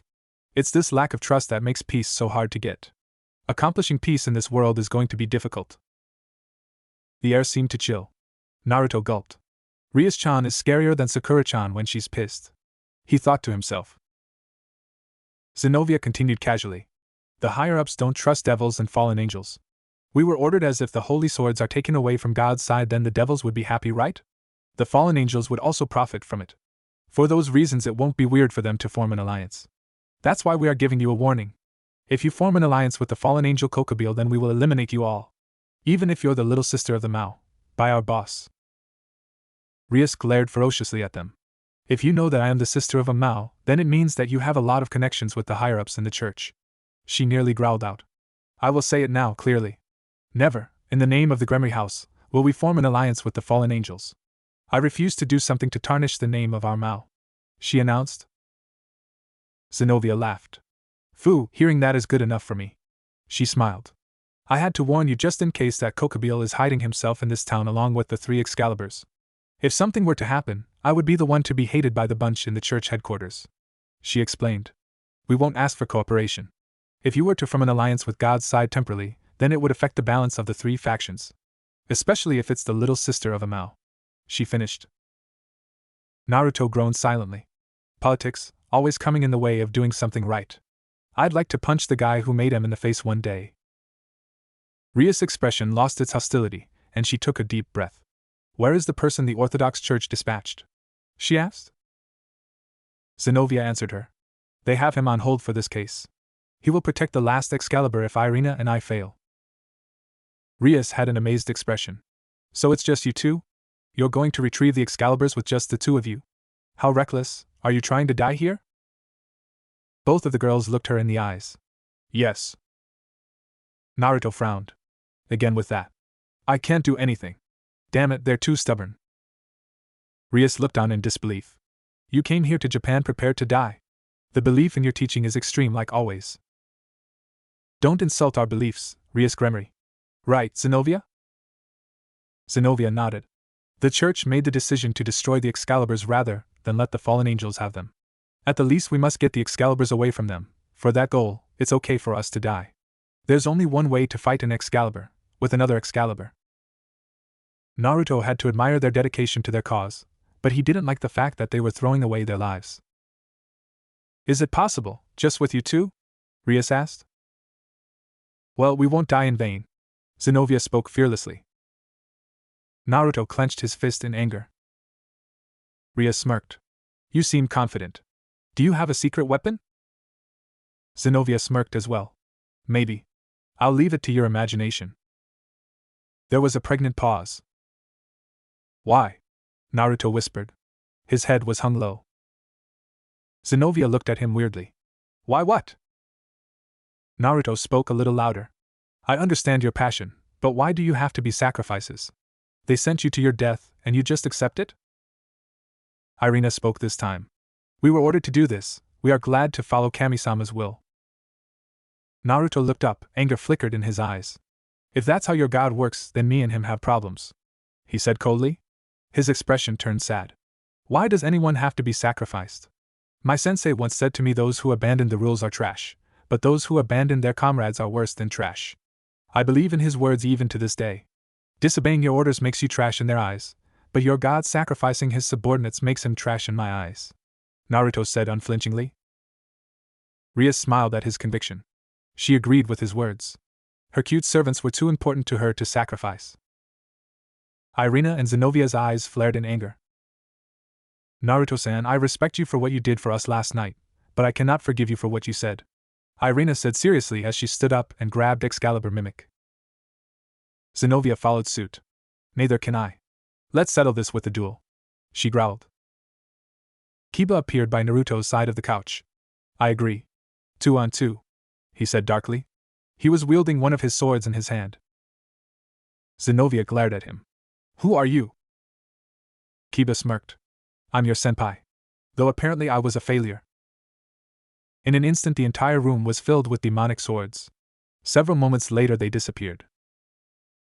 Zenovia's eyes widened. I see, she said gruffly. All right. Let's do this. Naruto sighed before he stood up. I didn't say it to start a fight, but fine. If that's the way you want to do it, I'm game. Zenovia and Irina nodded. They turned to leave but stopped and stared at Asia. When I saw you in Hayate Issei's house I thought that maybe it was you. You're the witch Asia Argento, aren't you? I never expected to meet you in a place like this, Zenovia said coldly. Asia flinched as if she was struck, and began shaking. Naruto narrowed his eyes. I don't like where this is headed. Irina continued to stare at Asia. Are you the rumored witch? The former holy maiden? It's said you have the power that can also heal devils and fallen angels, right? I had heard you were sent somewhere after you got exiled, but I never thought you would become a devil. Asia fidgeted and stammered. Naruto watched as Icy clenched his fist. Irina continued. It's okay. I won't tell the higher-ups what I saw here, so rest assured. People who were around the holy maiden Asia would also get shocked as well. Asia stayed quiet and made a perplexed expression. Zenovia snorted. But to become a devil, she said as if reprimanding a child. The one who was called a holy maiden. You fell to the lowest place you could. Do you still believe in our god? She asked condescendingly. Naruto frowned. That was uncalled for. He thought to himself. Zenovia, there's no way that she, who became a devil, still believes in God, she said in disbelief. I can smell the belief from her. It's hard to explain, but when people betray the teachings, they carry a guilt within them because they cannot forget the teachings. I can sense something similar coming from her, she explained. Her eyes were sharp as she stared at Asia. Asia's expression turned sad. I can't just put it aside. I believed in it for my whole life. Zenovia took her sword out from the cloth and pointed it at Asia. Is that so? She said. Then you should be cut down by us this instant. If it's now, I can cut you in the name of God. Even if you have sin, our God will forgive you. Naruto tensed, but Icy acted first. He stood in front of Asia and glared at Zenovia. You won't touch her. He said it clearly. Come any closer to Asia, and I won't forgive you. You called her a witch, didn't you? Yes, I did. Right now she's at least fit to be called a witch. Icy growled. Don't fuck with me, he roared. Not a single person helped her when she needed help. The ones who can't understand Asia's kindness are a bunch of fucking idiots. I'm pissed that none of them even tried to become her friend. Naruto nodded at Icy with pride. Zenovia shrugged. Do you think the holy maiden needed friends? The only thing that matters is the charity to others. Once she sought out friends and love from others, she doomed herself. She could have lived just from the love from God. So Asia Argento didn't have the right to be a holy maiden to start with. She said it as if it was obvious. Icy snapped. So you selfishly made her into a holy maiden and turned her into a pariah when she wasn't what you expected. That's fucked up. You're fucked up. He was trembling with rage. None of you bastards know what she went through. God. Fuck him and his love. That God didn't do a damn thing when Asia was in danger. God loved her. If nothing happened, then it means that she didn't believe in him enough, or her belief was fake. She responded calmly. Naruto had enough. Love? You call that love? You're only proving my point, Zenovia. If what Icy said is true, and this is how he shows his love, then I'm sure of it, your God is lower than trash. He glared at her, or rather, her belief in the hypocrisy of her God. I consider Asia my friend, which means when he abandoned her he made an enemy out of me, he declared. Icy nodded. I agree with Naruto. If you lay a hand on Asia, I will make all of you my enemy. Activate boosted gear, he shouted as his arm exploded into red scales. Zenovia looked shocked. Longinus, she whispered. I've heard people claim you can find peace with your God, but I don't see it. Peace can only be achieved when people can come to understand each other. Whether they're human, angels, devils, or fallen angels. He continued. The only peace I see with your God is a false peace. I've heard from Rias-chan of all the wars your God has caused because people didn't follow him. Millions, even billions dead. If that's the peace your God promises, then I will end this cycle of hatred with my own hands. He swore. Rias rubbed her forehead. There was nothing she could do for Naruto, seeing as he wasn't a devil affiliated with her peerage, but when Icy said it as well it could create a problem. Zenovia's expression became furious. Is that a declaration against us? All of us in the church? You claim to be better than God. You have some nerve. You'll receive divine punishment. You will taste the end of my blade, Uzumaki, she declared darkly. Naruto glared back. He reached into his pocket, grabbed his hideate, and tied it to his forehead. I didn't want to fight you before because I respected your mission, but sometimes you can only understand each other by exchanging blows. So, now let's get wild. BGM, Stalemate, Naruto Shippuden OST 1. And I don't usually do this but it fits well. Naruto and Kiba stood against Irina and Zenovia at the school field. The atmosphere was heavy. Rias stood as an impromptu referee outside of the barrier Akino had constructed. She looked at both parties. This is an exhibition match only. There is to be no death on either sides, is that understood? She asked. When she saw 4 nods, she continued. Very well. You may begin whenever you're ready. Zenovia unwrapped Excalibur Destruction. Irina, Uzumaki is mine, occupy the other one. Irina sighed. Fine. Kiba glared at Zenovia. Naruto patted his shoulder. Come on, in a battle like this we need to be a team, well at least have an understanding. We don't know each other's fighting style, but that's perfect. We can start from scratch. For now, we'll do one-on-one with them, if it ends like that, even better. Got it? Kiba nodded after a moment. Fine, but I still want to fight her. Hi. You'll get to, just don't go down easily. Naruto teased. Kiba nodded again. As if by some unknown signal, Kiba and Irina moved to a separate area of the field.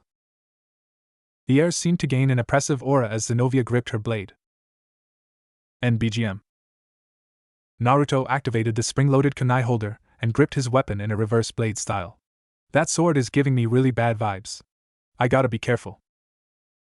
He made a familiar cross seal. Kaige Bunshin no Jutsu. He shouted as 24 clones popped into existence. Zenovia hid her surprise well as 25 Narutos darted towards her at full sprint. She hefted her blade and gave a wide swing. The shockwave alone made all of his clones disperse. Using the smoke as a cover, he closed the distance and swung his kunai. Zenovia smirked as she blocked the kunai easily and smiled in satisfaction as it shattered against her blade. Shit! Naruto screamed internally as he narrowly avoided decapitation. He leapt backwards and launched a dozen shuriken. He watched as each one shattered against her blade.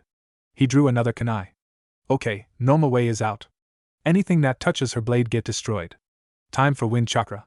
He thought to himself as he laced the kunai in wind-natured chakra. Zenovia tensed as she felt the chakra emanate from the kunai. Something's different. She mumbled as she readied her sword. Naruto channeled chakra to his legs and rocketed towards her. Although caught off guard by his speed, Zenovia maintained a solid defense as she once again blocked his kunai. Naruto smirked as he noticed his kunai was struggling, but stayed intact. Alright. Now we're getting somewhere, he thought as he began his assault. He swung his kunai relentlessly yet efficiently. Zenovia frowned as she was forced backwards. She managed to parry the last strike, finally managed to destroy the kunai and attacked back with the ferocity of a leopard. Naruto was forced to dodge as she lashed out without pause. He ducked a swipe at his head but was caught off guard by a kick to his abdomen. Gwa! He groaned. Zenovia took the advantage and swung Excalibur again. Naruto dodged at the last moment but was still nicked in the face. He dashed back and gripped his face in pain. Shit. Zenovia smirked at the wound burning on his face. Naruto glanced at a tree in the distance and smirked. He lifted a hand into a seal. His smirk widened as he felt nature chakra fill his system from the clone he had hid there after she wiped out his first wave. He stopped smirking as he felt something different with the nature chakra he gathered. His wound stopped stinging and healed in an instant. He felt very light and feathery as well. Zenovia was left dumbfounded as she watched his cut mend itself. She then noticed that his eyes changed. Around his eyes was an orange pigmentation, and his iris changed from cerulean to a radiant azure with a sideways pupil. She rubbed her eyes and blinked. It can't be were those wings? She whispered to herself. Rias and Akino gasped from the sideline. Naruto is using holy energy, Rias exclaimed. Kaneko shook her head. Naruto-senpai is using senjutsu, but it's an advanced form. I think he's absorbing the ambient holy energy that both Excaliburs are emitting, she explained in her usual monotone. Icy looked shocked. Naruto can do that. Cool. Kaneko-chan, you use senjutsu too, right? Can you do that? Icy asked. Kaneko shook her head again. I'm a Nikomata since I am a Yukai. Using holy energy will always be dangerous to me. So how come Naruto can use it? It is probably because he is human. Humans are adaptable and can change the easiest among the races. They are usually weak, but when they need to, they can become incredibly strong. Naruto is just multiplying that aspect by 100-fold. He couldn't have done this if he had become a devil. Rias explained for him. Icy nodded. I see. Akino smiled. Ufufa. Naruto-kun is just one surprise after another. Naruto beamed as power saturated his body. Sannin mode has never been this strong, he said aloud. Zenovia's eyes widened. So you are a senjutsu practitioner? She asked him. Naruto shook his head. I mastered senjutsu months ago. Zenovia frowned. A master? Naruto jumped up and down lightly. He dashed towards Zenovia quicker than he did before, and threw a punch. Zenovia bent out of the way as best as she could, however she was hit by the holy nature chakra surrounding Naruto's body and was sent crashing away. Zenovia stood up, her face bloodied and portions of her battle suit were torn, exposing her belly button and her back. Naruto panted as Sannin mode disappeared. He looked shocked as he looked at his hands. Already? Damn! That was just one punch! He swore. Glancing at Kiba's fight, he noticed it was mostly even as both sides sustained equal injuries. Kiba had a sharp face on as he continued to switch swords periodically. Alright, time to give Kiba his shot, he mumbled. Zenovia wiped the blood out of her eye and spat out some as well. Damn, I underestimated him because he looked like a normal human. That punch, he's using holy energy somehow. Naruto took a moment to replenish his chakra, with some minor help from Kurama. When he was satisfied, he drew a kunai. Zenovia tensed before Naruto smirked and winked. He dashed over to where Irina was about to take a swing at Kiba and deflected it for him. Irina's eyes widened as Naruto stood in front of her. Naruto turned to Kiba. Your turn, good luck. She's tough. Kiba nodded. He thanked Naruto and dashed to engage Zenovia, who seemed to have regained her energy. Naruto turned towards Irina and smiled. Mind if we take it easy? He asked jokingly. Irina sighed and shook her head. While I didn't show it like Zenovia, I cannot condone your words against Kami-sama. Prepare yourself, Naruto-san. Irina warned him, her katana ready to strike. Naruto groaned before he nodded and gripped his kunai tighter. Irina made the first move and made very quick strikes with her Excalibur mimic. Naruto blocked each one flawlessly. He leapt back and made several hand seals. Futon, Repusho! He shouted as he sent a pulse of condensed wind from his hand. Irina reacted by transforming her sword into a large shield and took cover behind it. Hoa! Naruto-san can use magic too? She commented lightly. She changed her sword into a bow staff and charged again. Naruto bent, ducked, weaved and jumped to avoid her staff. He distanced himself slightly. You're pretty good with different weapons, he complimented. Irina smirked playfully. You haven't seen anything yet, Naruto-san, she said as her sword once again transformed, this time into a spiked whip. Naruto shivered. With the whip and her battle suit, she looked like a typical S&M dominatrix. He reached into his pouch for another kunai to dual wield. He readied himself for her assault. She struck quickly and flawlessly as Naruto did his best to parry the blows. Soon enough, several nicks and cuts littered his face and body, tearing through the school uniform he had on, burning him slightly as they healed extremely slow by his standards. Naruto shrugged off his school shirt, leaving him in an orange t-shirt. Damn things are useless, I swear, he mumbled to himself. Everyone's is so flimsy. He looked back towards Irina. Wanna keep going? He asked. Of course, Naruto-san. I'm not done yet. Naruto sighed. Alright, let's finish this then. He formed his familiar cross seal. Kage Bunshin no Jutsu. He shouted as he created 50 clones. Rush her, he ordered. Irina stood in shock as 51 Narutos charged at her. She panicked and couldn't transform her Excalibur mimic in time. She was overwhelmed as the Narutos rushed her. She managed to dispel 6 clones with her whip but was soon defeated. Naruto dispelled his clones to see her lying on the ground. He walked to her form and held a kunai at her throat. Yield, he said. He saw her nod slightly. He removed his kunai and picked her up gently. Putting her over his shoulder, he moved towards Rias and the group behind the barrier. They let him through and he laid her at Asia's feet. It's your choice, Asia. If you heal her, then I won't consider them my enemy, he told her. Asia looked between Naruto, who stood up for her, and Irina. She smiled and nodded vigorously. I'll heal her, Naruto-san. Our God, it also teaches us to do unto others what you would have done unto you. Which means do for other what you want them to do for you. I can't leave someone injured in good conscience, she told him as she began healing Irina. Naruto smiled. Yash, you said it, Asia? Well then, Irina. Wanna let bygones be bygones? Irina looked at him with wide eyes as she pondered Asia's words. Taking a moment to gather her thought, she finally nodded. Alright, I'll forgive you this time, but I don't think Zenovia is going to like that. Naruto smiled brighter.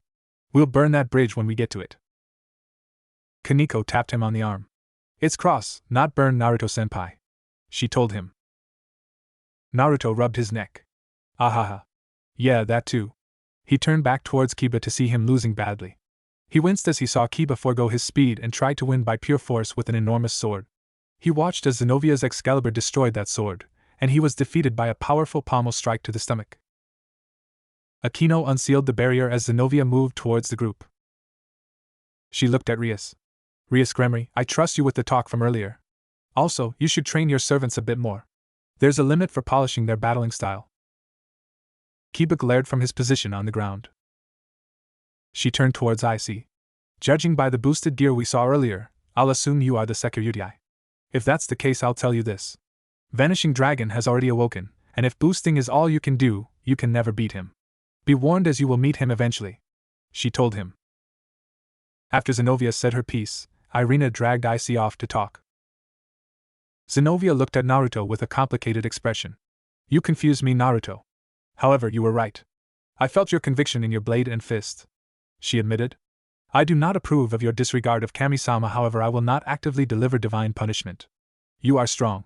I'd like to test my strength with you again. Farewell. She departed with a wave. Irina went running after her. Wait for me, Zenovia. She paused and looked at Icy. She held her cross and winked at him. Then it's like that, Icy-kun. Tell me whenever you want to get judged, amen. She then waved goodbye to the rest of the group and left. Naruto relaxed on the sofa once again. Fua. That really tired me out. He yawned out.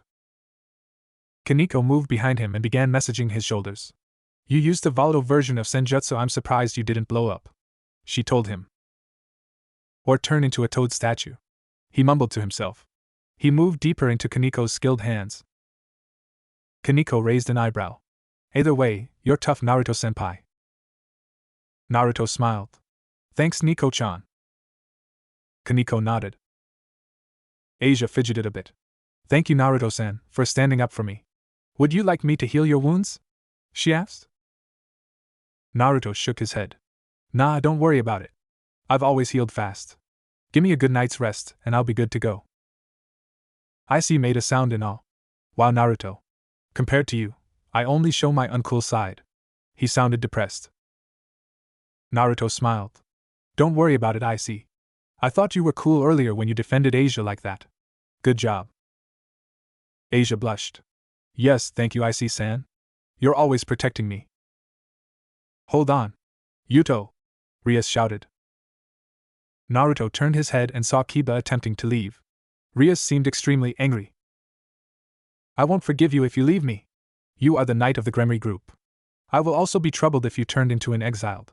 Wait this instant, she ordered. Kiba responded in a cold voice. I was able to run away from there, thanks to my comrades. That's why I have to put their regrets into my demonic swords. He turned to Naruto. Sorry, Naruto-san. He left after that. Rias had a sad expression. Yuto, why? Naruto couldn't see it, but Icy's face settled with determination. Naruto stood in front of the train station with Icy, Kaneko, and a third person he had yet to meet. AAA. And? What was the reason for calling me? The youth asked. He was average height with short, sandy brown hair. Kaneko nodded. He's right. What were you two trying to do? She had originally had planned to train with Naruto, but they met Icy on his way to the train station. She had a grip on his shirt to make sure he wouldn't run away. And while you're at it, why are you with one of the blonde gentlemen? The brunette male asked. Icy sighed. Naruto meet Genshiro Saji. A devil under the student council president Sona Citri. Saji meet Uzumaki Naruto, a shinobi from a different dimension who is super powerful. He said nonchalantly. Naruto smiled. No need for that, Icy. Hey Saji. Nice to meet ya, he said with a wave. Saji seemed to think Icy was joking, and bowed back slightly. Likewise. Icy cut in. Anyways, I am going to ask Shido Irina and Zenovia to give me permission to destroy the holy sword Excalibur. Kaneko and Saji's eyes widened comically. Naruto just smirked. I like it already, he said. Nuh! I'm going home. Saji kicked and screamed. Naruto was dragging him by his shirt so he wouldn't get away. Saji yelled at Icy. Hayate! Why me? It's your group's problem, right? I belong to the House of Citri. I shouldn't take part of this at all. And let me go, damn it! Saji was crying. Don't say that, Saji.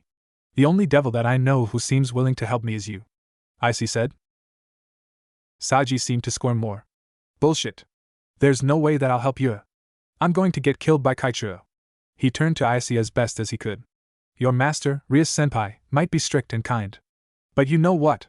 You know Kaicho. She's strict and strict. He continued to cry. Icy had the group searching around town for the church duo. Icy asked Kaneko several questions about the situation between Kiba and Excalibur, as well as explained his plan to ask the duo if they could destroy at least one Excalibur. Kiba wants to win against Excalibur and accomplish his and his former comrades' revenge. Zenovia and Irina want to retrieve the Excaliburs from the fallen angels even if they have to destroy them. All we gotta do is see if they'll listen to us devils and Naruto. Naruto smirked. Piece of pie. Kaneko nudged him. Cake. Naruto flushed. Right. Cake. That's what I said. Kaneko turned to Icy. It's a secret from Bucho and the other members, she stated. Icy nodded. When we go it could lead to a fight, so if you guys want to leave when it gets dangerous. Saji doubled his efforts to get away. Let me run now, wow. That's the worst. I'd get killed by Kaicho if I do something like destroying the Excaliburs without her permission. She will definitely torture me. Naruto pulled a little harder. Hey, it's easier to ask for forgiveness than permission. I say that right, Nico-chan? Kaneko nodded. Man up, Genshiro-senpai. I won't run away for a comrade, she pledged. Naruto smiled and rubbed her head, which seemed to please her. Now if only they were easier to find, Icy mumbled. Nico-chan, hold on to Saji for a minute, he said as he tossed the youth that he was dragging to Kaneko. Yuwa! Saji cried as Kaneko roughly tossed him over her petite shoulder. Naruto stood still for a moment, drawing in neutral nature chakra from the earth. A moment later he opened his eyes. They were the natural golden that usually came with Sannin mode. Found them, he said simply as he led the way, grabbing Saji as he passed Kaneko. Let me go. Saji was once again ignored. After around 13 minutes of walking, Naruto and the group looked at a strange sight. Please give blessings to the lost lamb, please give charity to us on behalf of the Father in heaven. Irina and Zenovia were wearing white robes and were praying on the road. How can this be? This is the reality of the developed country of Japan. That's why I don't like countries that don't have the smell of our beliefs. Zenovia complained to Irina. Don't say that, Zenovia. We lost all the money we had. So we have to rely on charity from these heretics or else we can't get food, you know. We can't even buy a single loaf of bread. Zenovia's eye twitched as she pointed to a crudely drawn painting that could possibly be a saint if one looked hard enough and had a vivid imagination. Humph. It all happened because you bought that fake-looking painting. Irina looked affronted. What are you saying? This painting has the drawing of someone who looks like a saint, that's what the person in exhibition said as well. Zenovia was about to continue when Naruto cut in. Yo! He greeted. You need a meal? Delicious. Once again, Japanese cuisine is delicious, Zenovia exclaimed as she wolfed down her food from a family restaurant. Irina matched paces with her. Yes, yes. This is it. This is the taste of the food from my homeland. Icy looked at his wallet but Naruto stopped him. I got this one, he said. Kaneko nodded. I'll help. This is too much for Naruto-senpai. Naruto shrugged. Suit yourself, Nico-chan. Icy looked at the booth they sat in. On one side sat Irina and Zenovia, on the other sat Saji, Icy, and Kaneko while Naruto pulled up a chair.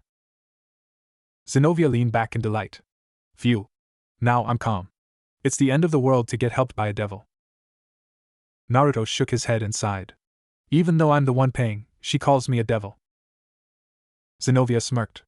Blasphemers share the same fate. Naruto looked offended. I'm treating you to food again and that's what you say. Zenovia looked away in embarrassment. Irina finished her meal and gasped in delight. Phew, thank you for the meal. She then grabbed her cross. Kami-sama, please give charity to these devils. Naruto watched as the three devils of the group grasped their heads in pain. Irina smiled in embarrassment. Sorry, I did it without thinking. Naruto looked confused. Icy turned to Naruto. Devils can't pray or be prayed for, or we get a jolt to the head and a bad headache. Naruto struck a thinking pose. He put his hands together. Kami-sama, please bless Haida Issei. Naruto and Icy recoiled in pain. Ah wow. Naruto complained as he gripped his head. Zenovia smirked. The same happens to blasphemers who pray. Icy glared at Naruto. Why do you do that, Naruto?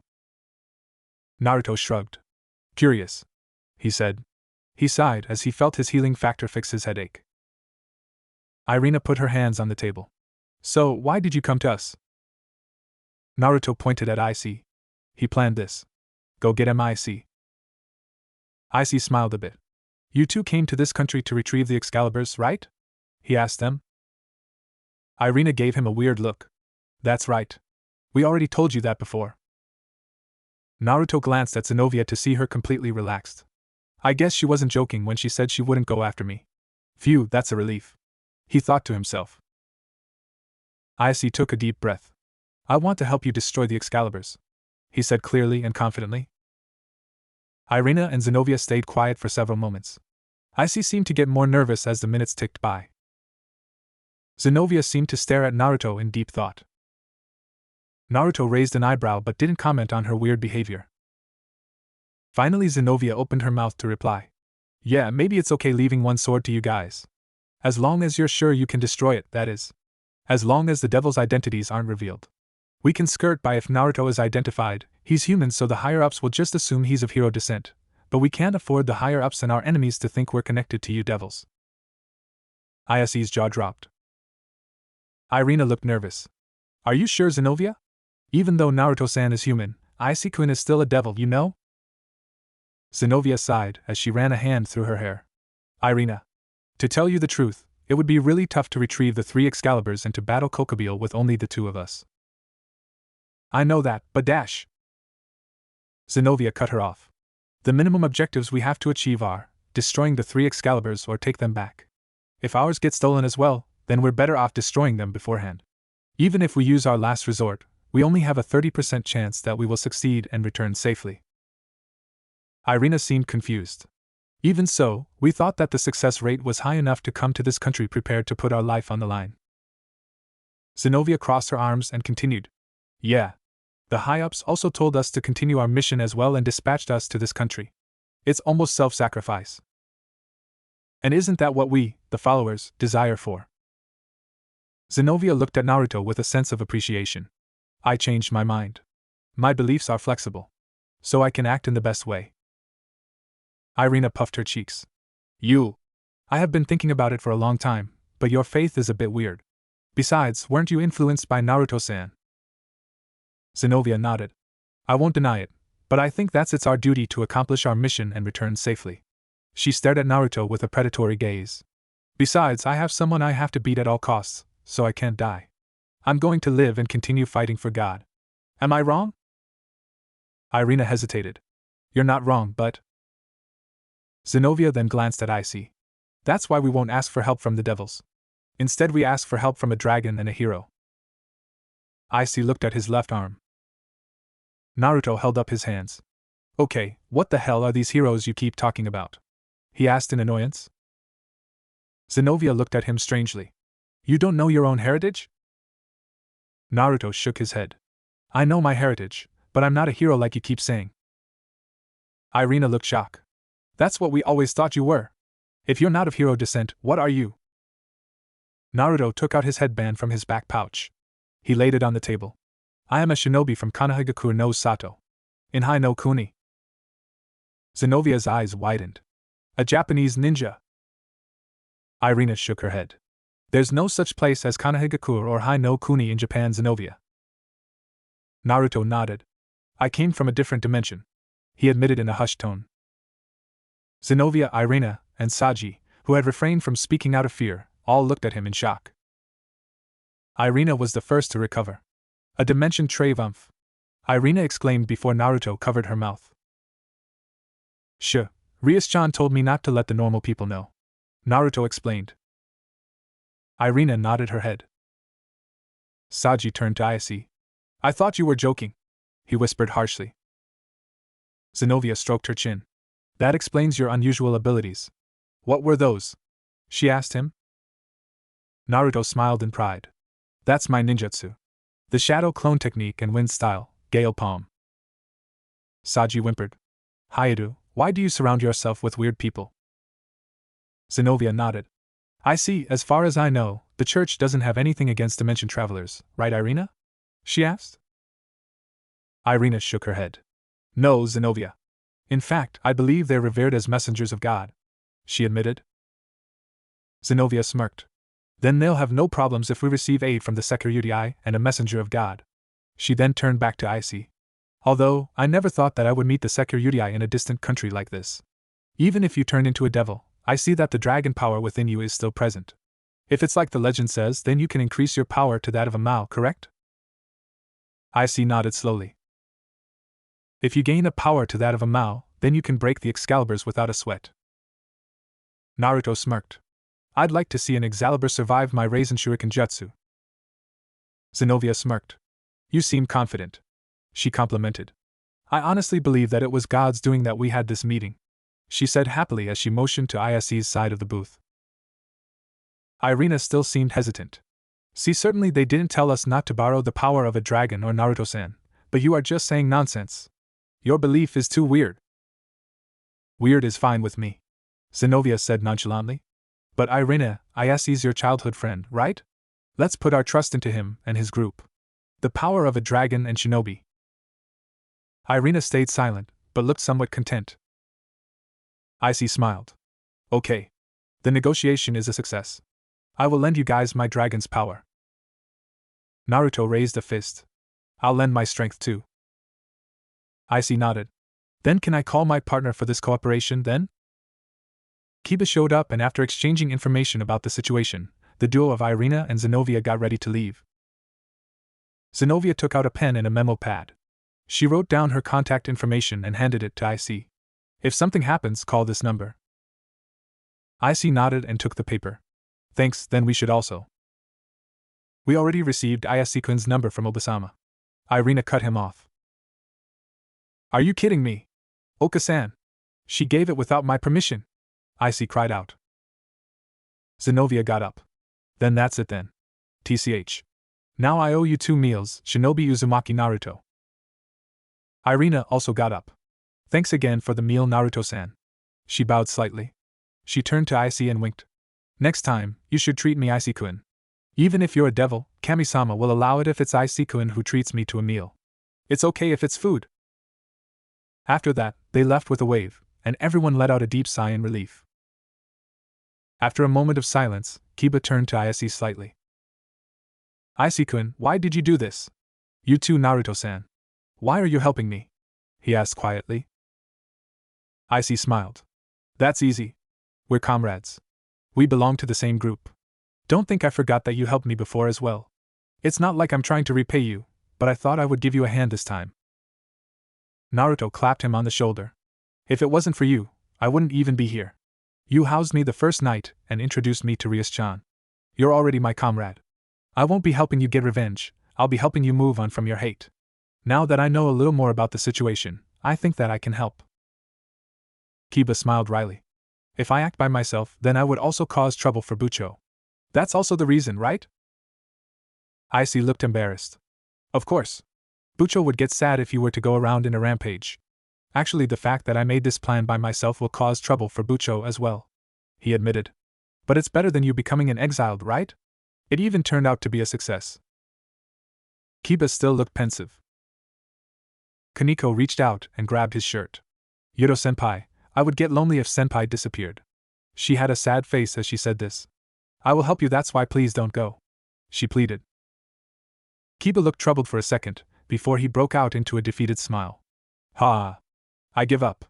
If Kaneko-chan says that to me, then I can't do reckless things. He chuckled. Okay, I'll work with you. Thanks to IC-kun, I know who my true enemy is, but since we're doing this together, we're definitely going to defeat the Excalibur, he said confidently. Naruto grinned.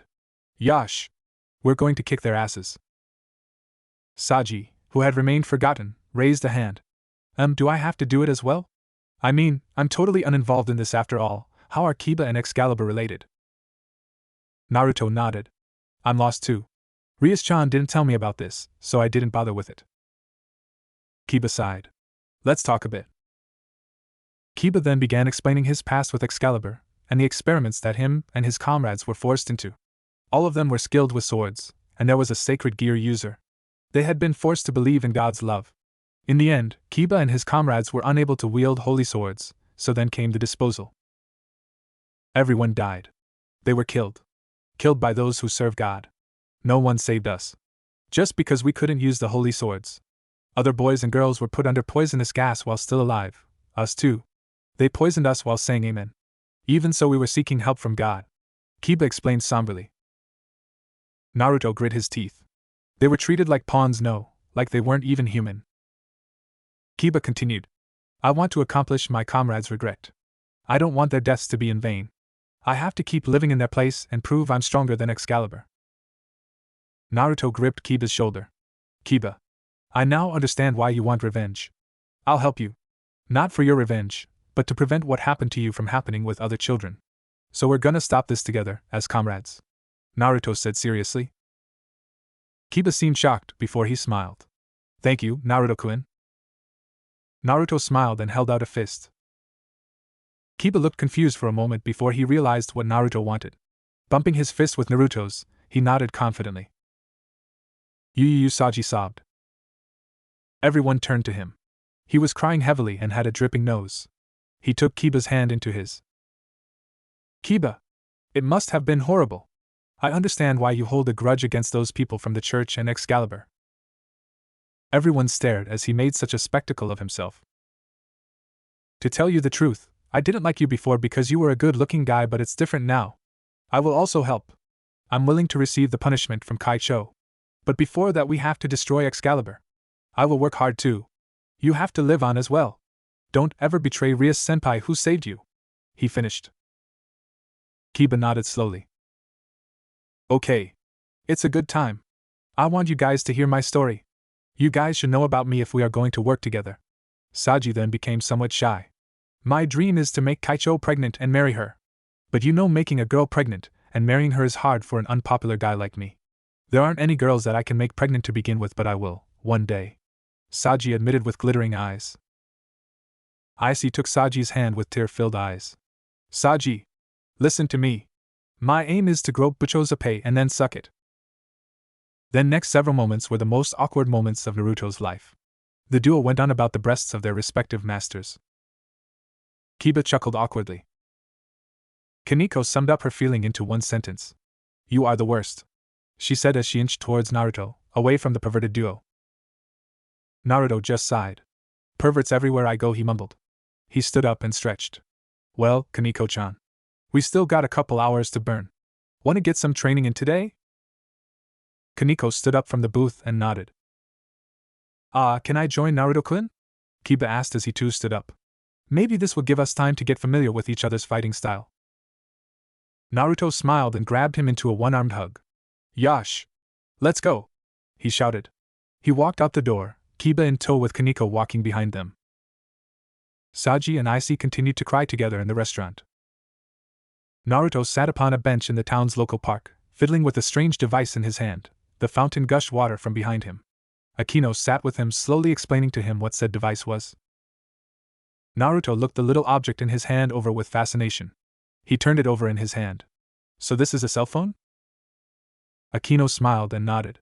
Yes, this is a communications device that lets you speak to anyone who also has a cell phone with them, or a home phone, she explained. Naruto twirled it in his hand. How does it work? She smiled coyly. The actual process that it uses is complicated and isn't necessary for you to know. Naruto narrowed his eyes comically. I think she just called me an idiot. The ebony-haired beauty ignored his gaze and took out her own cell phone, a normal black flip phone with purple accents. After flipping it open, the screen lit up. Let me see your phone for a moment. He handed over his phone, an orange flip phone with a spiral insignia on the back, to Akino. She flipped through his phone's menus for several moments. When she finished, she closed the lid and handed it back to Naruto. Ufufa. I recorded your number to my phone and I made sure to add my number and Rias to your phone, she explained. She then opened her phone and navigated through several menus. Now watch what I do, she told him before she turned her phone towards the blonde. She went through the process of selecting a contact for him. Hovering over the contact listed Naruto, she clicked the button. Several seconds later, Naruto's phone rang. He stared at it in wonder as it vibrated in his palm. An annoying ringing noise sounded from its tiny speaker. Now what? Akino laughed lightly. Open it up, and put the top to your ear. Ufufa, she instructed. After doing so, Akino stood and moved back several meters. Can you hear me, Naruto-kun? She said through the speaker. Naruto's face brightened. That's cool. I can hear you perfectly. It's like a radio, he exclaimed. Akino smiled. She closed her phone and sat back down. Now we can contact each other if something happens. She smiled coyly. Now we're never more than a phone call away, if you want to get together. She licked her lips sensually. Naruto was oblivious as he fiddled with his new toy. Definitely Akino-chan. This is definitely cool to bayo. Akino pouted faintly as he failed to take the bait. Naruto closed the phone and leaned back. He put his hands behind his head and relaxed into the seat. It was nice of Rias-chan to pay me for that fight against Gungar. Still, isn't 60,000 yen too much? He wasn't really that strong.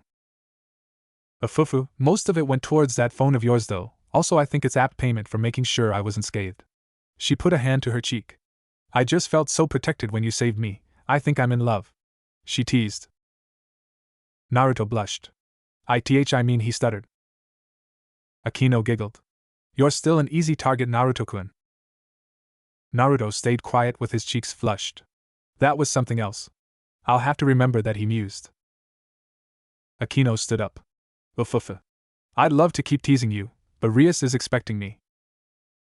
Naruto looked up towards her. Alright, Akino-chan, I'll see you later. I gotta go meet up with Icy anyways. Era, you've been spending a lot of time with Icy-kun. Are you doing something naughty? Naruto blanched. Not you too, Akino-chan. No, he was going to take me to this place with a whole bunch of games and stuff. He was really excited about it too. Ufufu, alright then. Have fun, Naruto-kun. She waved as she walked away. Naruto watched her go before he stood up. I hate to lie to you, Akino-chan, but this is so Kiba doesn't wind up like Sasuke did. He murmured to himself. He glanced around the park and nodded. Alright. Time to go. He vanished in a swirl of leaves. Naruto sat down comfortably on Ise's bed. He glanced around Ise's room with curiosity. Almost immediately, he spotted where the brunette male kept his dirty magazines. On the bookshelf, third book from the left, was a small space accessible only from a single direction. Naruto's sweat dropped. Ero-sennin rubbed off on me more than I thought. Kaneko, who was sitting in a chair that Ise provided, also glared at that same spot. It seemed she had a sixth sense when it came to things perverted in nature, at least when it came to the ultimate pervert. Jiraiya would have been proud of the brunette. Saji and Kiba were there as well, standing near the wall adjacent to Naruto. Asia had left the house earlier with her senpais. According to Ise, Rias and Akino took Asia out for some fun to help cheer her up after her encounter with the Excalibur duo. Ise stood by his desk and paced for a moment. Alright, after I got back home yesterday I brainstormed in my room. I think I came up with something good. He stopped pacing and caught their gazes. Everyone glanced at each other, then looked at Ise again. It's simple. Ise began. We'll dress up as priests, crosses and all, and walk around town in local spots where priests go. He finished with a bright smile of pride. Kiba gave it some thought. So instead of looking for them, you want to draw them out to us. Not bad, Ise-kun. Simple, yet effective. Kaneko nodded in agreement. Hayato, I'm impressed. I thought you might have actually come up with something like running around town screaming their names or something equally as idiotic. Saji complimented. Naruto lowered his head in shame. That's what I had in mind, sighing to himself. He lifted his head to address Ise. It's good, but aren't you guys allergic or something to crosses? He asked. Kiba shook his head. Not if they're fakes. Naruto nodded. Ah. Well then, it's pretty good, I guess. Do you have the clothes already? Ise shook his head. I was going to call Zenovia after we discussed it. Naruto's face brightened. He dug into his pocket and pulled out his new phone. Hey! I got a phone too. He smiled. Akino-chan took me to the store to get it today. Ise smiled. Great. We'll exchange numbers later. Let me call Zenovia with the plan. 40 minutes later found 7 teenagers sitting alone in a park. Zenovia handed Ise a package. I only managed to get 4. One of you will have to deal without. Naruto smirked. I got a jutsu that's perfect for this. He put his hands together into a tiger seal. Henge! He announced. He exploded in a cloud of smoke, and where he sat was an exact replica of Kaneko, complete with her trademarked monotone expression. I can even do this, the replica said in the same tone as Kaneko. She stared into the real Kaneko's eyes blankly. After a moment of silence, the doppelganger put her hands together again. Henge! Another puff of smoke, and there sat Saji with a fierce flame in his eyes. Hayate! I'll lay down my life to accomplish my dream, to make Kaicho pregnant. Another cloud of smoke, and Naruto returned with a cheerful grin. The majority of the group was left dumbfounded, except for Saji, who was glaring at Naruto. That was meant to be Private Uzumaki. Naruto gave him a peculiar look. You sure? 'Cause I think everyone in that restaurant heard ya. Saji blinked before he turned his head away, red staining his cheeks. Zenovia shook her head. So you can transform into anybody, regardless of gender? She asked. Naruto nodded. I can transform into almost anything, from rocks to animals. As far as I know, they're the only things I've ever transformed into. She raised an eyebrow. And it's a corporeal transformation? Naruto tilted his head. Corporeal? You mean is it real? Yeah. Ise looked towards Naruto with curiosity. Does that mean that if you were a girl could you? Naruto gave him a dirty look. If you mean could I have sex as a girl, I don't know. I never cared to try. Ise seemed embarrassed of his question. He then shook his head quickly and stood enthusiastically. Do me! Naruto, transform into me! He requested excitedly. Naruto observed him for a moment before he shrugged and performed his jutsu again. Ise popped up from the smoke. Buchos a pay.